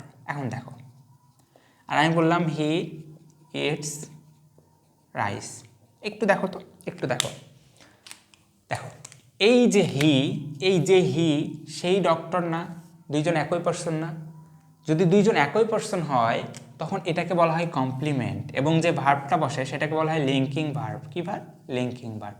But এখানে দেখো তো, হি এবং রাইস কি একই পার্সন? না, তাহলে এটা কমপ্লিমেন্ট না, এবং এই ভার্বটাও লিঙ্কিং ভার্ব হচ্ছে না। বুঝছো? তাহলে আমি যদি একটা উদাহরণ লিখতে পারি, কি উদাহরণ লিখতে পারি? দেখো, আমি যদি বলি he is a good student, বলো, গুড স্টুডেন্ট এবং হি একই ব্যক্তি? অবশ্যই একই ব্যক্তি। হি এবং গুড স্টুডেন্ট একই ব্যক্তি, তাহলে অবশ্যই এটা হচ্ছে কমপ্লিমেন্ট, এবং এই যে এই ইজ ভার্বটা হচ্ছে লিঙ্কিং ভার্ব। এবং আমাদের মাথায় একটু রাখা প্রয়োজন, লিঙ্কিং ভার্বের ক্ষেত্রে ম্যাক্সিমাম প্রায় সকল ক্ষেত্রে অ্যামিজার, অজয়ার এই জিনিসগুলো ব্যবহৃত হয়। বুঝছো? এবার আমাকে বলছে যদি কমপ্লিমেন্ট বুঝাই তাহলে সবসময় ওখানে আমরা বি ভার্ব ইউজ করব, বি ভার্ব ইউজ করব। সহজ, এটা কিন্তু তোমাদের রাইট ফর্ম ভার্বস অনেক বেশি গুরুত্বপূর্ণ। সেটা কি দেখো, আমি লিখি they be very much important for our economy, তাই না? ইকোনমি। দেখো, এখন দে বলছে, they are very much important for our economy. এখানে রিভার সম্পর্কিত আলোচনা করা হয়েছিল, সেই রিভারটাকে বোঝানো হয়েছে দে দ্বারা, এবং বলা হয়েছে তারা আমাদের ইকোনমির ক্ষেত্রে অনেক গুরুত্বপূর্ণ। এখন দেখো তো, এই যে রিভার দে, তারাই গুরুত্বপূর্ণ না? তারাই গুরুত্বপূর্ণ না ইকোনমির ক্ষেত্রে? তাহলে দুটাই একই জিনিস বুঝাইছে না? তাহলে এটা কি কমপ্লিমেন্ট? এখন কমপ্লিমেন্ট হইলে অবশ্যই এখানে কি ভার্ব বসবে? বি ভার্ব বসবে। আমাদের তো ছক করা থাকবে, ছকে লেখা থাকবে যে বি ভার্ব, ওখান থেকে এখানে কিন্তু বি ভার্ব দেওয়া লাগবে নাকি অন্য কিছু ভার্ব দেওয়া লাগবে এটা বলা থাকবে না, আমাদের সিলেক্ট করা লাগবে, দেন আবার ভার্বের রাইট ফর্মসটা করা লাগবে। তাহলে যেহেতু এটা কমপ্লিমেন্ট, আমি চোখ বন্ধ করে এখানে বি ভার্ব নেব। এখন বি ভার্ব কি নিতে পারি? প্রেজেন্ট টেন্সে নিব নাকি পাস্ট টেন্সে নিব? এটা সাধারণত প্রেজেন্ট টেন্সে নেওয়া যায়, কারণ পাস্টেও নিতে পারি, কারণ রিভার আগেও ইকোনমির ক্ষেত্রে গুরুত্বপূর্ণ ভূমিকা পালন করছিল, এখনও করতেছে। তাহলে আমরা কি নিতে পারি? আইদার আমরা আর নিব অথবা ওয়ার নিব। বুঝতে পারছো আশা করি। চলো এবার এখানে একটা জিনিস খুবই গুরুত্বপূর্ণ, আমার কাছে এই জিনিসটা অনেক গুরুত্বপূর্ণ লাগে, তোমরা একটু পড়ে রাখো। সেটা হচ্ছে বাক্যে যদি হ্যাভ অথবা হ্যাজ থাকে। কি থাকে? হ্যাভ অথবা হ্যাজ। হ্যাঁ,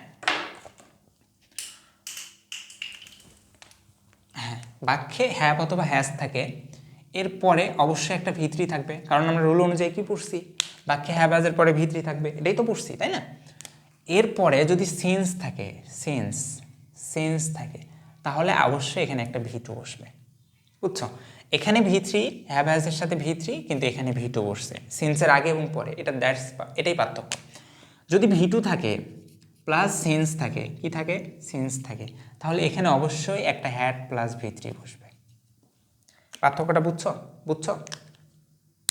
পার্থক্যটা বুঝছো? দেখো, সিন্সের আগে যদি হ্যাড প্লাস বা হ্যাভ হ্যাজ প্লাস ভিত্রি থাকে, তাহলে এখানে ভিটু বসবে, কিন্তু এখানে যদি ভিটু থাকে সিন্সের আগে, তাহলে এরপরে হ্যাড প্লাস ভিত্রি বসবে, হ্যাভ হ্যাজ প্লাস ভিত্রি না, হ্যাড প্লাস ভিত্রি। একটু মনে রাখা লাগবে। চলো, I live here since I came to Dhaka. এবার বলো, আই লিভ, এটা কি হবে? দেখো, সিন্স আছে, তারপর একটা ভি2 আছে, তাহলে এটা অবশ্যই হ্যাপাস প্লাস ভি3 হবে। তাহলে আমি কি করব এটা, I have lived here since I ক্যাম। বুঝছো? এবার এটাকে বলা হয় কন্ডিশনাল, 47 নম্বর রুলটাকে। সেটা হচ্ছে ইফের নিয়ম। এটা তোমরা বহুত পাবা, রাইট ফর্ম ভার্বস অনেক পাবা। বোর্ড কোশ্চেন লিখে রাখছি, দেখো আমি দিনাজপুর বোর্ডে। সেটা হচ্ছে, কন্ডিশনালটা হচ্ছে যদি ইফ এর পরে ভি1 থাকে, তাহলে এখানে আরেকটা ক্লোজ থাকবে, যেই ক্লোজটাতে উইল প্লাস ভি1 করতে হবে। বুঝছো? আমি যখন এক্সাম্পল লিখবো তখন বুঝিয়ে দেবো। যদি ইফের পরে ভি2 থাকে, তাহলে এখানে উড প্লাস ভি2 করা লাগে, আর যদি ইফের পরে হ্যাড প্লাস ভি3 থাকে, তাহলে এখানে উড হ্যাভ প্লাস ভি3 করা লাগে। বাম পাশে ইফ প্লাস ভি1 থাকলে ডান পাশে উইল প্লাস ভি1, বাম পাশে ইফ প্লাস ভি2 থাকলে ডান পাশে উড প্লাস ভি2, এবং বাম পাশে যদি হ্যাড প্লাস ভি3 থাকে, ডান পাশে উড হ্যাভ প্লাস ভি3। এখন কীভাবে এটা, চলো একটু লিখি। কি লেখছে এখানে? If we idle the day away we lag behind. কলমের কালি শেষ। বুঝছো? কলমের কালি শেষ। দেখো, ইফ আসছে, এরপরে আমরা উইয়ের পরে যদি আমরা ভি1 দিই, হ্যাঁ ভি1ই দাও সাধারণত। ইডল কিন্তু অ্যাজেক্টিভ হয়, আবার ভার্ব হিসাবে এখানে কাজ করছে। ইডল মানে অলসতায় সময় পার করে। তাহলে এখানে যদি আমি ভি1 দিই, তাহলে এই যে দেখো আরেকটা সেন্টেন্স, এখানে একটা সেন্টেন্স শেষ হয়ে গেছে। এটা আরেকটা ক্লোজ বা আরেকটা সেন্টেন্স বলো না, ক্লোজ বলো। এটা হচ্ছে সাবঅর্ডিনেট ক্লোজ, এটা হচ্ছে প্রিন্সিপাল ক্লোজ। তাহলে প্রিন্সিপাল ক্লোজে আমরা কি দিব? এখানে যেহেতু আমরা ভি1 দিছি, এখানে কি দিব? Will plus V one. বুঝছো? We idle the day away. যদি আমরা অলসতায় সময় নষ্ট করি, we will lag behind. Easy, আশা করি। এটা এই প্রথমটা একটু বেশি গুরুত্বপূর্ণ, পরের দুইটা গুরুত্বপূর্ণ না। অর্থাৎ ইফের প্রথম ইফ প্লাস ভি1 এটা বেশি গুরুত্বপূর্ণ, পরেরগুলো গুরুত্ব আছে বাট কম। এবার এই তো এটা মোটামুটি অনেকটাই গুরুত্বপূর্ণ। কি বলছে হ্যাড প্লাস ভি3 প্লাস ভি4 প্লাস ভি2। আচ্ছা, আর বলছে ভি2 plus after plus had plus ভি3। কীভাবে মনে রাখবা? দেখো, ভেরি ইজি।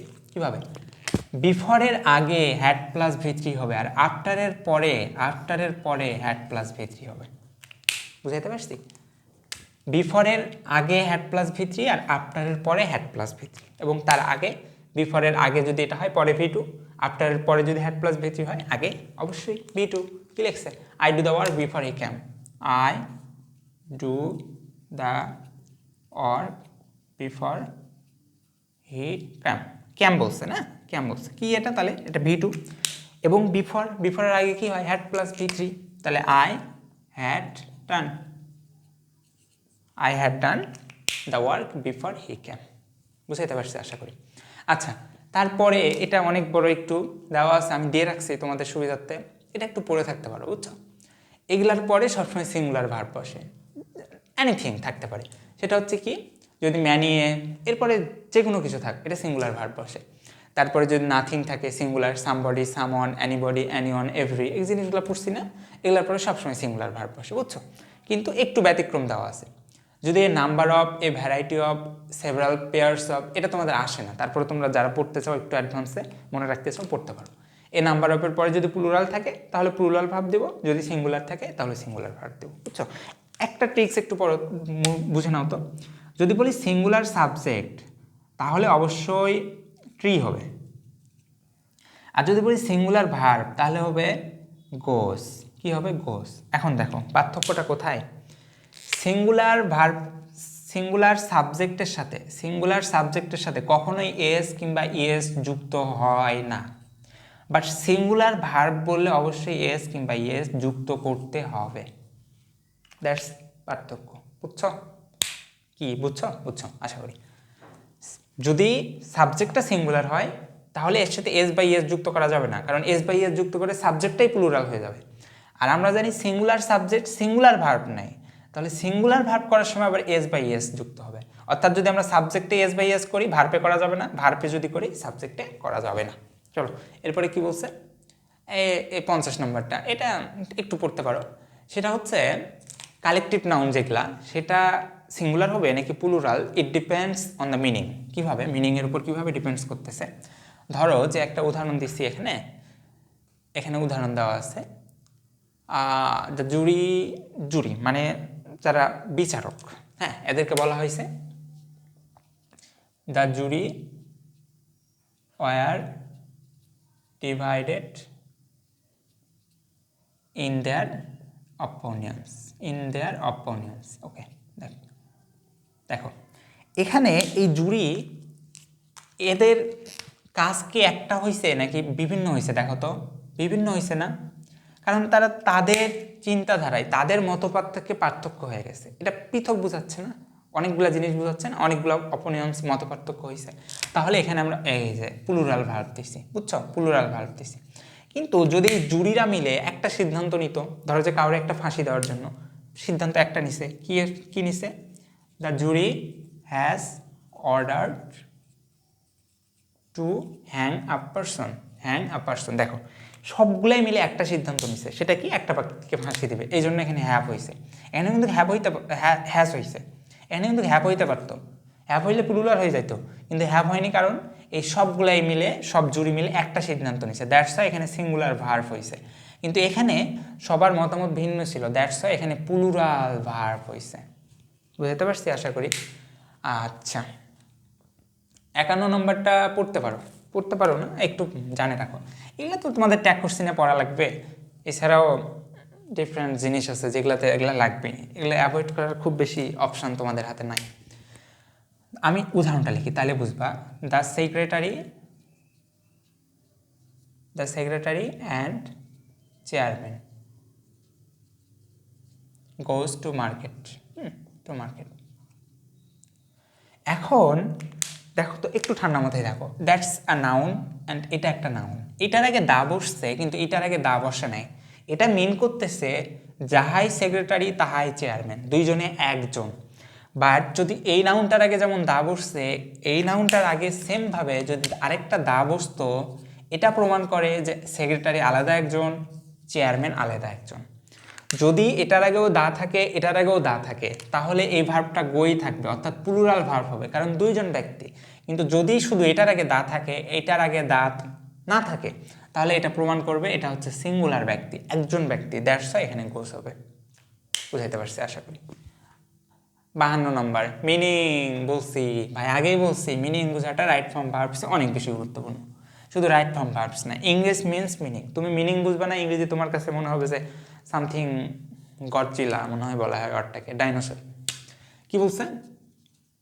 বলছে friends want to miss such a party.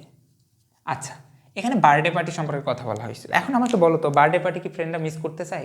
এবার কখনো শুনছো জীবনে, কখনো শুনছো বার্থডে পার্টি ফ্রেন্ডরা মিস করতে চাই? এবার দেখা যাচ্ছে, হ্যাঁ, কখনো মিস করতে চাই না।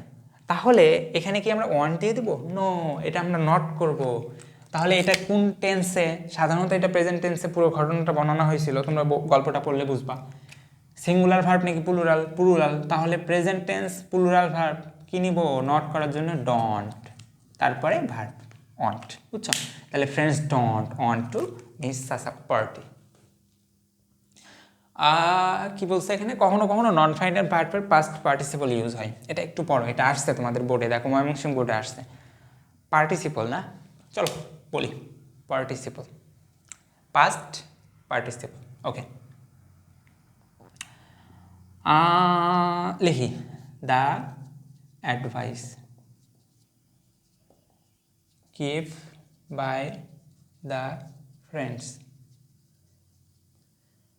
is sometimes more reliable। হ্যাঁ, আচ্ছা, যদি কোনো, ভালো করে একটু শোনো, একটু শোনো ভালো করে, যদি কোনো নাউনের পরে বা প্রোনাউনের পরে কোনো একটা ভার্ব থাকে এবং সেই ভার্বটা যদি সেই নাউনকেই ইন্ডিকেটস করে, মডিফাই করে এবং সেটা পরোক্ষভাবে বোঝায়, তাহলে এই ভার্বটাকে বলা হয় পাস্ট পার্টিসিপল। মাথার উপর দেখেছে কি বললাম? ভালো করে, যদি কোনো নাউনের পরে একটা ভার্ব থাকে এবং সেই ভার্বটা যদি সেই নাউনটাকেই বোঝায়, তাহলে এই ভার্বটার পাস্ট পার্টিসিপল হয় এবং এই ভার্বটা একটা পরোক্ষ মিনিং বোঝায়। চলো এবার বুঝাই দিই। দেখো, advice give by my friend, এই গিভ বাই মাই ফ্রেন্ড এটা কার কার কোন জিনিসটাকে বোঝাচ্ছে? এই অ্যাডভাইসকে বোঝাচ্ছে না? তাহলে এই ভার্বটা দ্বারা অ্যাডভাইসকে বোঝাচ্ছে। এবং অ্যাডভাইস গিভ, অ্যাডভাইস কি নিজে গিভ করে নাকি অন্যজন দেয়? অন্যজন দেয়, তাহলে একটা পরোক্ষ মিনিং করতেছে না? যেহেতু পরোক্ষ মিনিং এবং এই ভার্বটা দ্বারা এই বাম পাশের নাউনটাকেই প্রমাণ করতেছে, তার মানে এটা পাস্ট পার্টিসিপল। যেহেতু পাস্ট পার্টিসিপল নন ফাইনাইট ভার্বের, সেহেতু এখানে আমরা একটা ইএন করে দেব। আর নন ফাইনাইট ফাইনাইট ভার্ব যদি না বোঝো, অনুগ্রহপূর্বক আমার সিম্পল কমপ্লেক্স এর ক্লাস 1 যেটা পার্ট 1, এটা একটু করা লাগবে। হ্যাঁ, এটা করা ছাড়া তোমরা ফাইনাইট ভার্ব এখন বুঝাইতে গেলে অনেক সময় লাগবে। তাহলে সংক্ষেপে এটা আমি বুঝাই দিলাম। এখন পার্থক্য, একটু পার্থক্য লিখি। আমি যদি লিখি আই আই গিভ লিখলাম, হ্যাঁ গিভ। এখন দেখো ম্যাঙ্গো, ম্যাঙ্গো। এখন সাধারণত পাস্ট পার্টিসিপল করার জন্য হ্যাভ হ্যাজ প্লাস V3 করা হয়। তুমি বাক্যের কোথাও V3 পাবা না, ডিরেক্ট V3 বাক্যের কোথাও পাবা না, কোথাও পাবা না তুমি গান, শুধু গান। নন ফাইনাইট ভার্বে পাবা, নন ফাইনাইট ভার্বে পাবা, বাট ফাইনাইট ভার্বে অবশ্যই একটা হ্যাজ থাকবে অথবা হ্যাভ থাকবে প্লাস গান থাকবে। এখানে কি দেখা যাচ্ছে? দেখা যাচ্ছে না মনে হয়। অবশ্যই একটা হ্যাভ অথবা হ্যাজ থাকবে প্লাস V3 থাকবে। বাট নন ফাইনাইট ভার্বে সরাসরি তুমি V3 পাবা, বাট ফাইনাইট ভার্বে নেভার এভার সরাসরি V3 পাবা না। তাহলে এই যে এখানেও গিফ আছে, এখানেও গিফ আছে, তাহলে এখানেও একটা প্রোনাউন, এখানে একটা নাউন, তাহলে what's the difference between two things? পার্থক্যটা কি? পার্থক্য হচ্ছে এই জিনিসটা আই গিভ আ ম্যাঙ্গো, এটা আইকে মডিফাই করতেছে না, আয়ের অবস্থা বা আইকে বর্ণনা করতেছে না, এটা সাধারণত বাক্যের ভার। এবং আই গিভ, আমি নিজেই দেই, এটা পরোক্ষ মিনিং প্রকাশ করতেছে না। দ্যাটস ওয়াই এটা পাস্ট পার্টিসিপল হবে না, কিন্তু এই জিনিসটা পাস্ট পার্টিসিপল হবে। আশা করি আমি বুঝাইতে পারছি। আচ্ছা, আমাদের শেষ, অলমোস্ট শেষ। তোমরা হয়তো বাট একবারে বড় হয়ে গেছো ক্লাস করতে করতে, শেষ কিছুটা আছে, অল্প একটু আছে, তারপরে একটা বোর্ড কোশ্চেন সলভ করাই দে, টাটা। আমরা যখন প্রিপোজিশন পড়বো তখন আমাদের অ্যাপ্রোপ্রিয়েট প্রিপোজিশন পড়া লাগবে, এটা মাস্ট, এটা ছাড়া হবে না। কিন্তু আমরা যদি রাইট ফর্ম ভার্বসটা করি, এখানে আমি অলমোস্ট যতগুলা কোশ্চেন অ্যানালাইসিস করছি, আমি দেখছি অলমোস্ট 20% তো আমি বলতেই পারি যেখানে অ্যাপ্রোপ্রিয়েট প্রিপোজিশন ইউজ করা হয়েছে। এখন এই জিনিসটা তো যেহেতু আমাদের পড়াই লাগবে, এর পরবর্তী ক্লাস আমার প্রিপোজিশনের উপরে হবে, তাহলে প্রিপোজিশন, অ্যাপ্রোপ্রিয়েট প্রিপোজিশন তখন তো আমাদের পড়াই লাগবে। তো আমরা যদি অ্যাপ্রোপ্রিয়েট প্রিপোজিশনটাকে একটু রাইট ফর্ম ভার্বসে কাজে লাগাই, খুব কি খারাপ হবে? না। তাহলে এই অ্যাপ্রোপ্রিয়েট প্রিপোজিশন কিছু আমাদের একটু পড়া লাগবে। আর আমি অ্যাপ্রোপ্রিয়েট প্রিপোজিশন যখন ক্লাস নেব তখন ডিটেলসে বলবো, বাট এখানে আমি যেটা দিয়ে রাখছি, তোমরা শীট তো ডেসক্রিপশনে পাবা অথবা কমেন্টে পাবা, এই জিনিসগুলো তোমাদের একটু ঠান্ডা মাথায় পড়া লাগবে। এখন এগুলা কীভাবে পড়বা? দেখো, আমরা সাধারণত মিনিং কীভাবে মুখস্থ করি? আমরা মুখস্থ করি না, ধরো যে আমরা মুখস্থ করি কি ট্রু, ধরো যে আমরা ক্যাপাবল মনে করি, ক্যাপাবল। এখন ক্যাপাবল মানে আমরা জানি সক্ষম, আমরা এইভাবে মনে করি ক্যাপাবল মানে সক্ষম, ক্যাপাবল মানে সক্ষম। বাট এটা মনে করার নিয়ম হচ্ছে, যখন তুমি ক্যাপাবল মানে সক্ষম বলবা, এই ক্যাপাবলের পরে তুমি একটা অফ নিয়ে নিবা, নিয়ে বলবা সক্ষম, অর্থাৎ এভাবে ক্যাপাবল অফ মানে সক্ষম, ক্যাপাবল অফ মানে সক্ষম। এই জিনিসটা যখন করবা তখন এই ওয়ার্ডটা ইউজ করার সাথে সাথে তোমার এই প্রিপোজিশনটা তোমার মাথার মধ্যে অটোমেটিক চলে আসবে। দ্যাটস ওয়াই এই জিনিসটা করা তোমার সুবিধা হবে। এখন কিভাবে আসবে দেখো, আমি বলি কীভাবে আসবে দেখো। আমি তোমাকে দুইটা ওয়ার্ড দিয়ে রাখলাম, হ্যাঁ, একটা ওয়ার্ড হচ্ছে কনসিস্ট, আরেকটা হচ্ছে ডিপেন্ডস। আমি বললাম ইট অন ইয়োর অপিনিয়ন। দেখো আমি বললাম এটা তোমার অপিনিয়নের উপর, তারপর কী হবে শূন্যস্থানে সেটার উপর মিনিং নির্ভর করতেছে। এখন ডিপেন্ডের সাথে সবসময় অ্যাপ্রোপ্রিয়েট প্রিপোজিশন অন হয় এবং কনসিস্টের সাথে হয় ইন। তাহলে এখানে যেহেতু অন আছে উপরে এই সক থেকে তোমাকে যদি এখানে ওয়ার্ড বসাইতে বলে তোমার মিনিং বোঝা লাগবে বলো তো? মিনিং না বুঝেও তুমি এই জিনিসটা খুব সহজেই করে দিতে পারবে। ডিপেন্ডস, ইট ডিপেন্ডস, দেখছো? কারণ ডিপেন্ডসের সাথে সবসময় অন হয়, কনসিস্টের সাথে হয় না। এভাবে এই জিনিসগুলো তোমাদের আসবে এবং আমি পর্যায়ক্রমে দেখাই দেবো কীভাবে আসছে। এখানে বেশ কয়টা আছে, একেবারে বেশি না, 150টার মতো আছে। প্রতিদিন একটু 10 মিনিট করে, এক সপ্তাহ পরও প্রতিদিন 10 মিনিট করে জাস্ট রিভাইজ দেবা, চোখ খোলা রেখেই পড়বা, খালি শুধু পড়বা। দেখো যদি উন্নতি না হয় তোমার পড়াশোনা করা লাগবে না।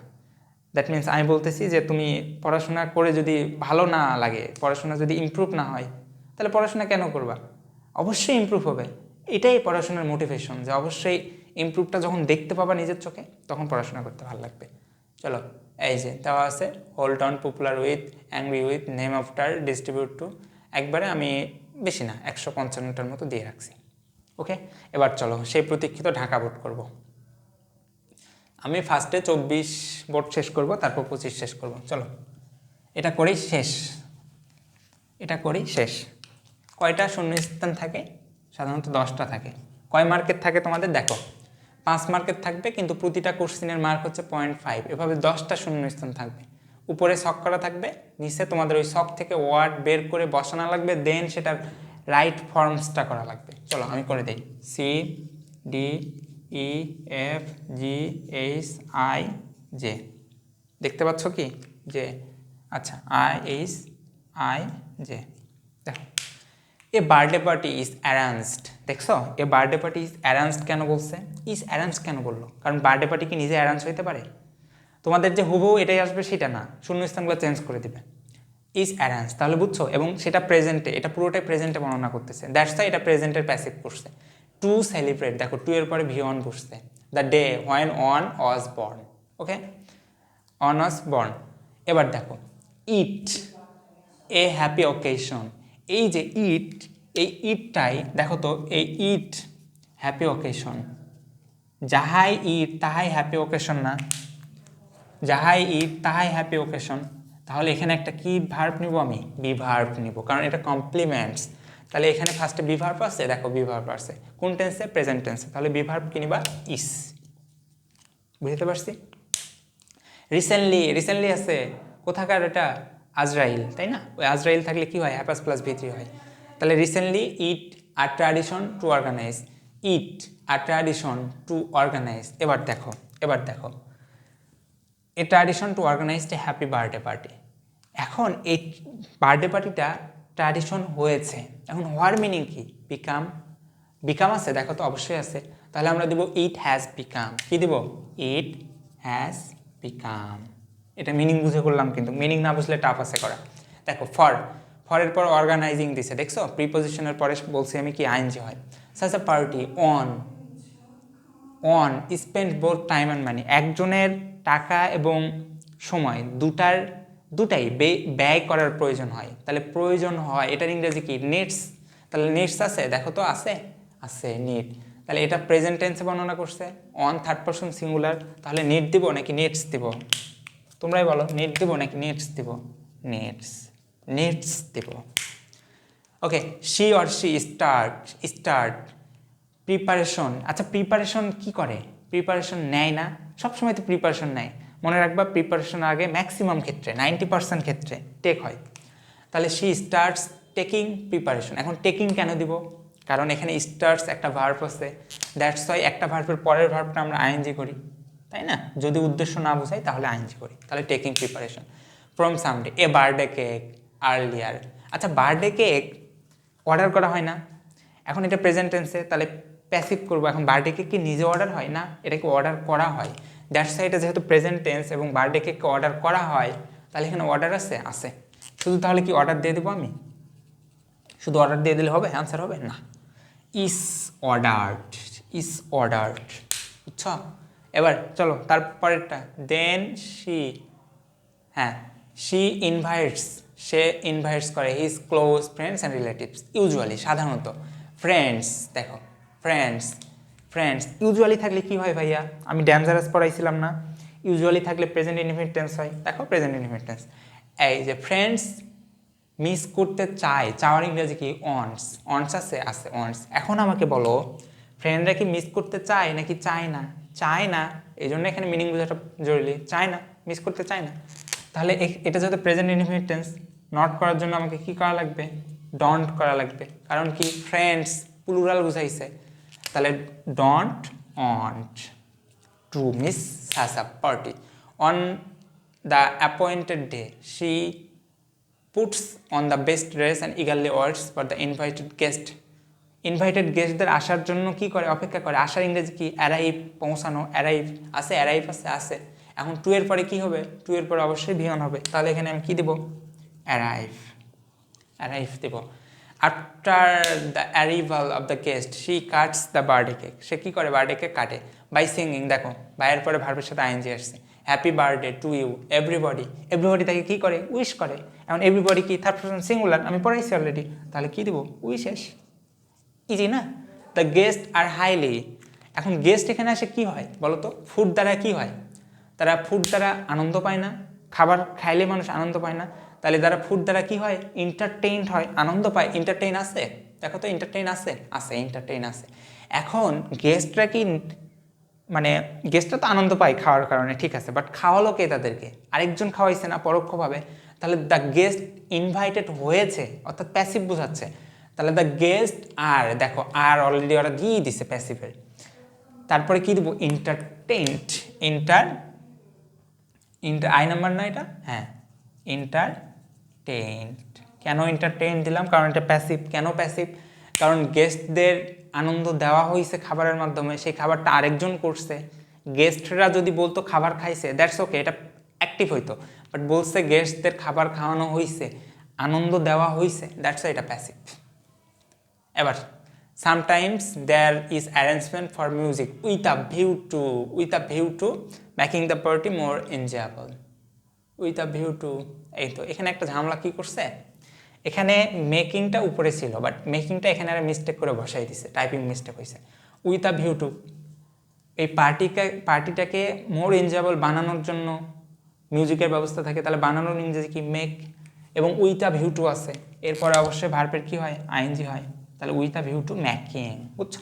এবার কিভাবে পড়বা তোমরা দেখো, আমি এখানে নিচে সাজাই দিছি। 1 নম্বর, এ নাম্বারটা অবশ্যই 5 নম্বর রুলসে ফলো করছে, কারণ কমপ্লিমেন্ট ইউজ করা হয়েছে। হ্যাঁ, এ নাম্বার 5 নম্বর কেন?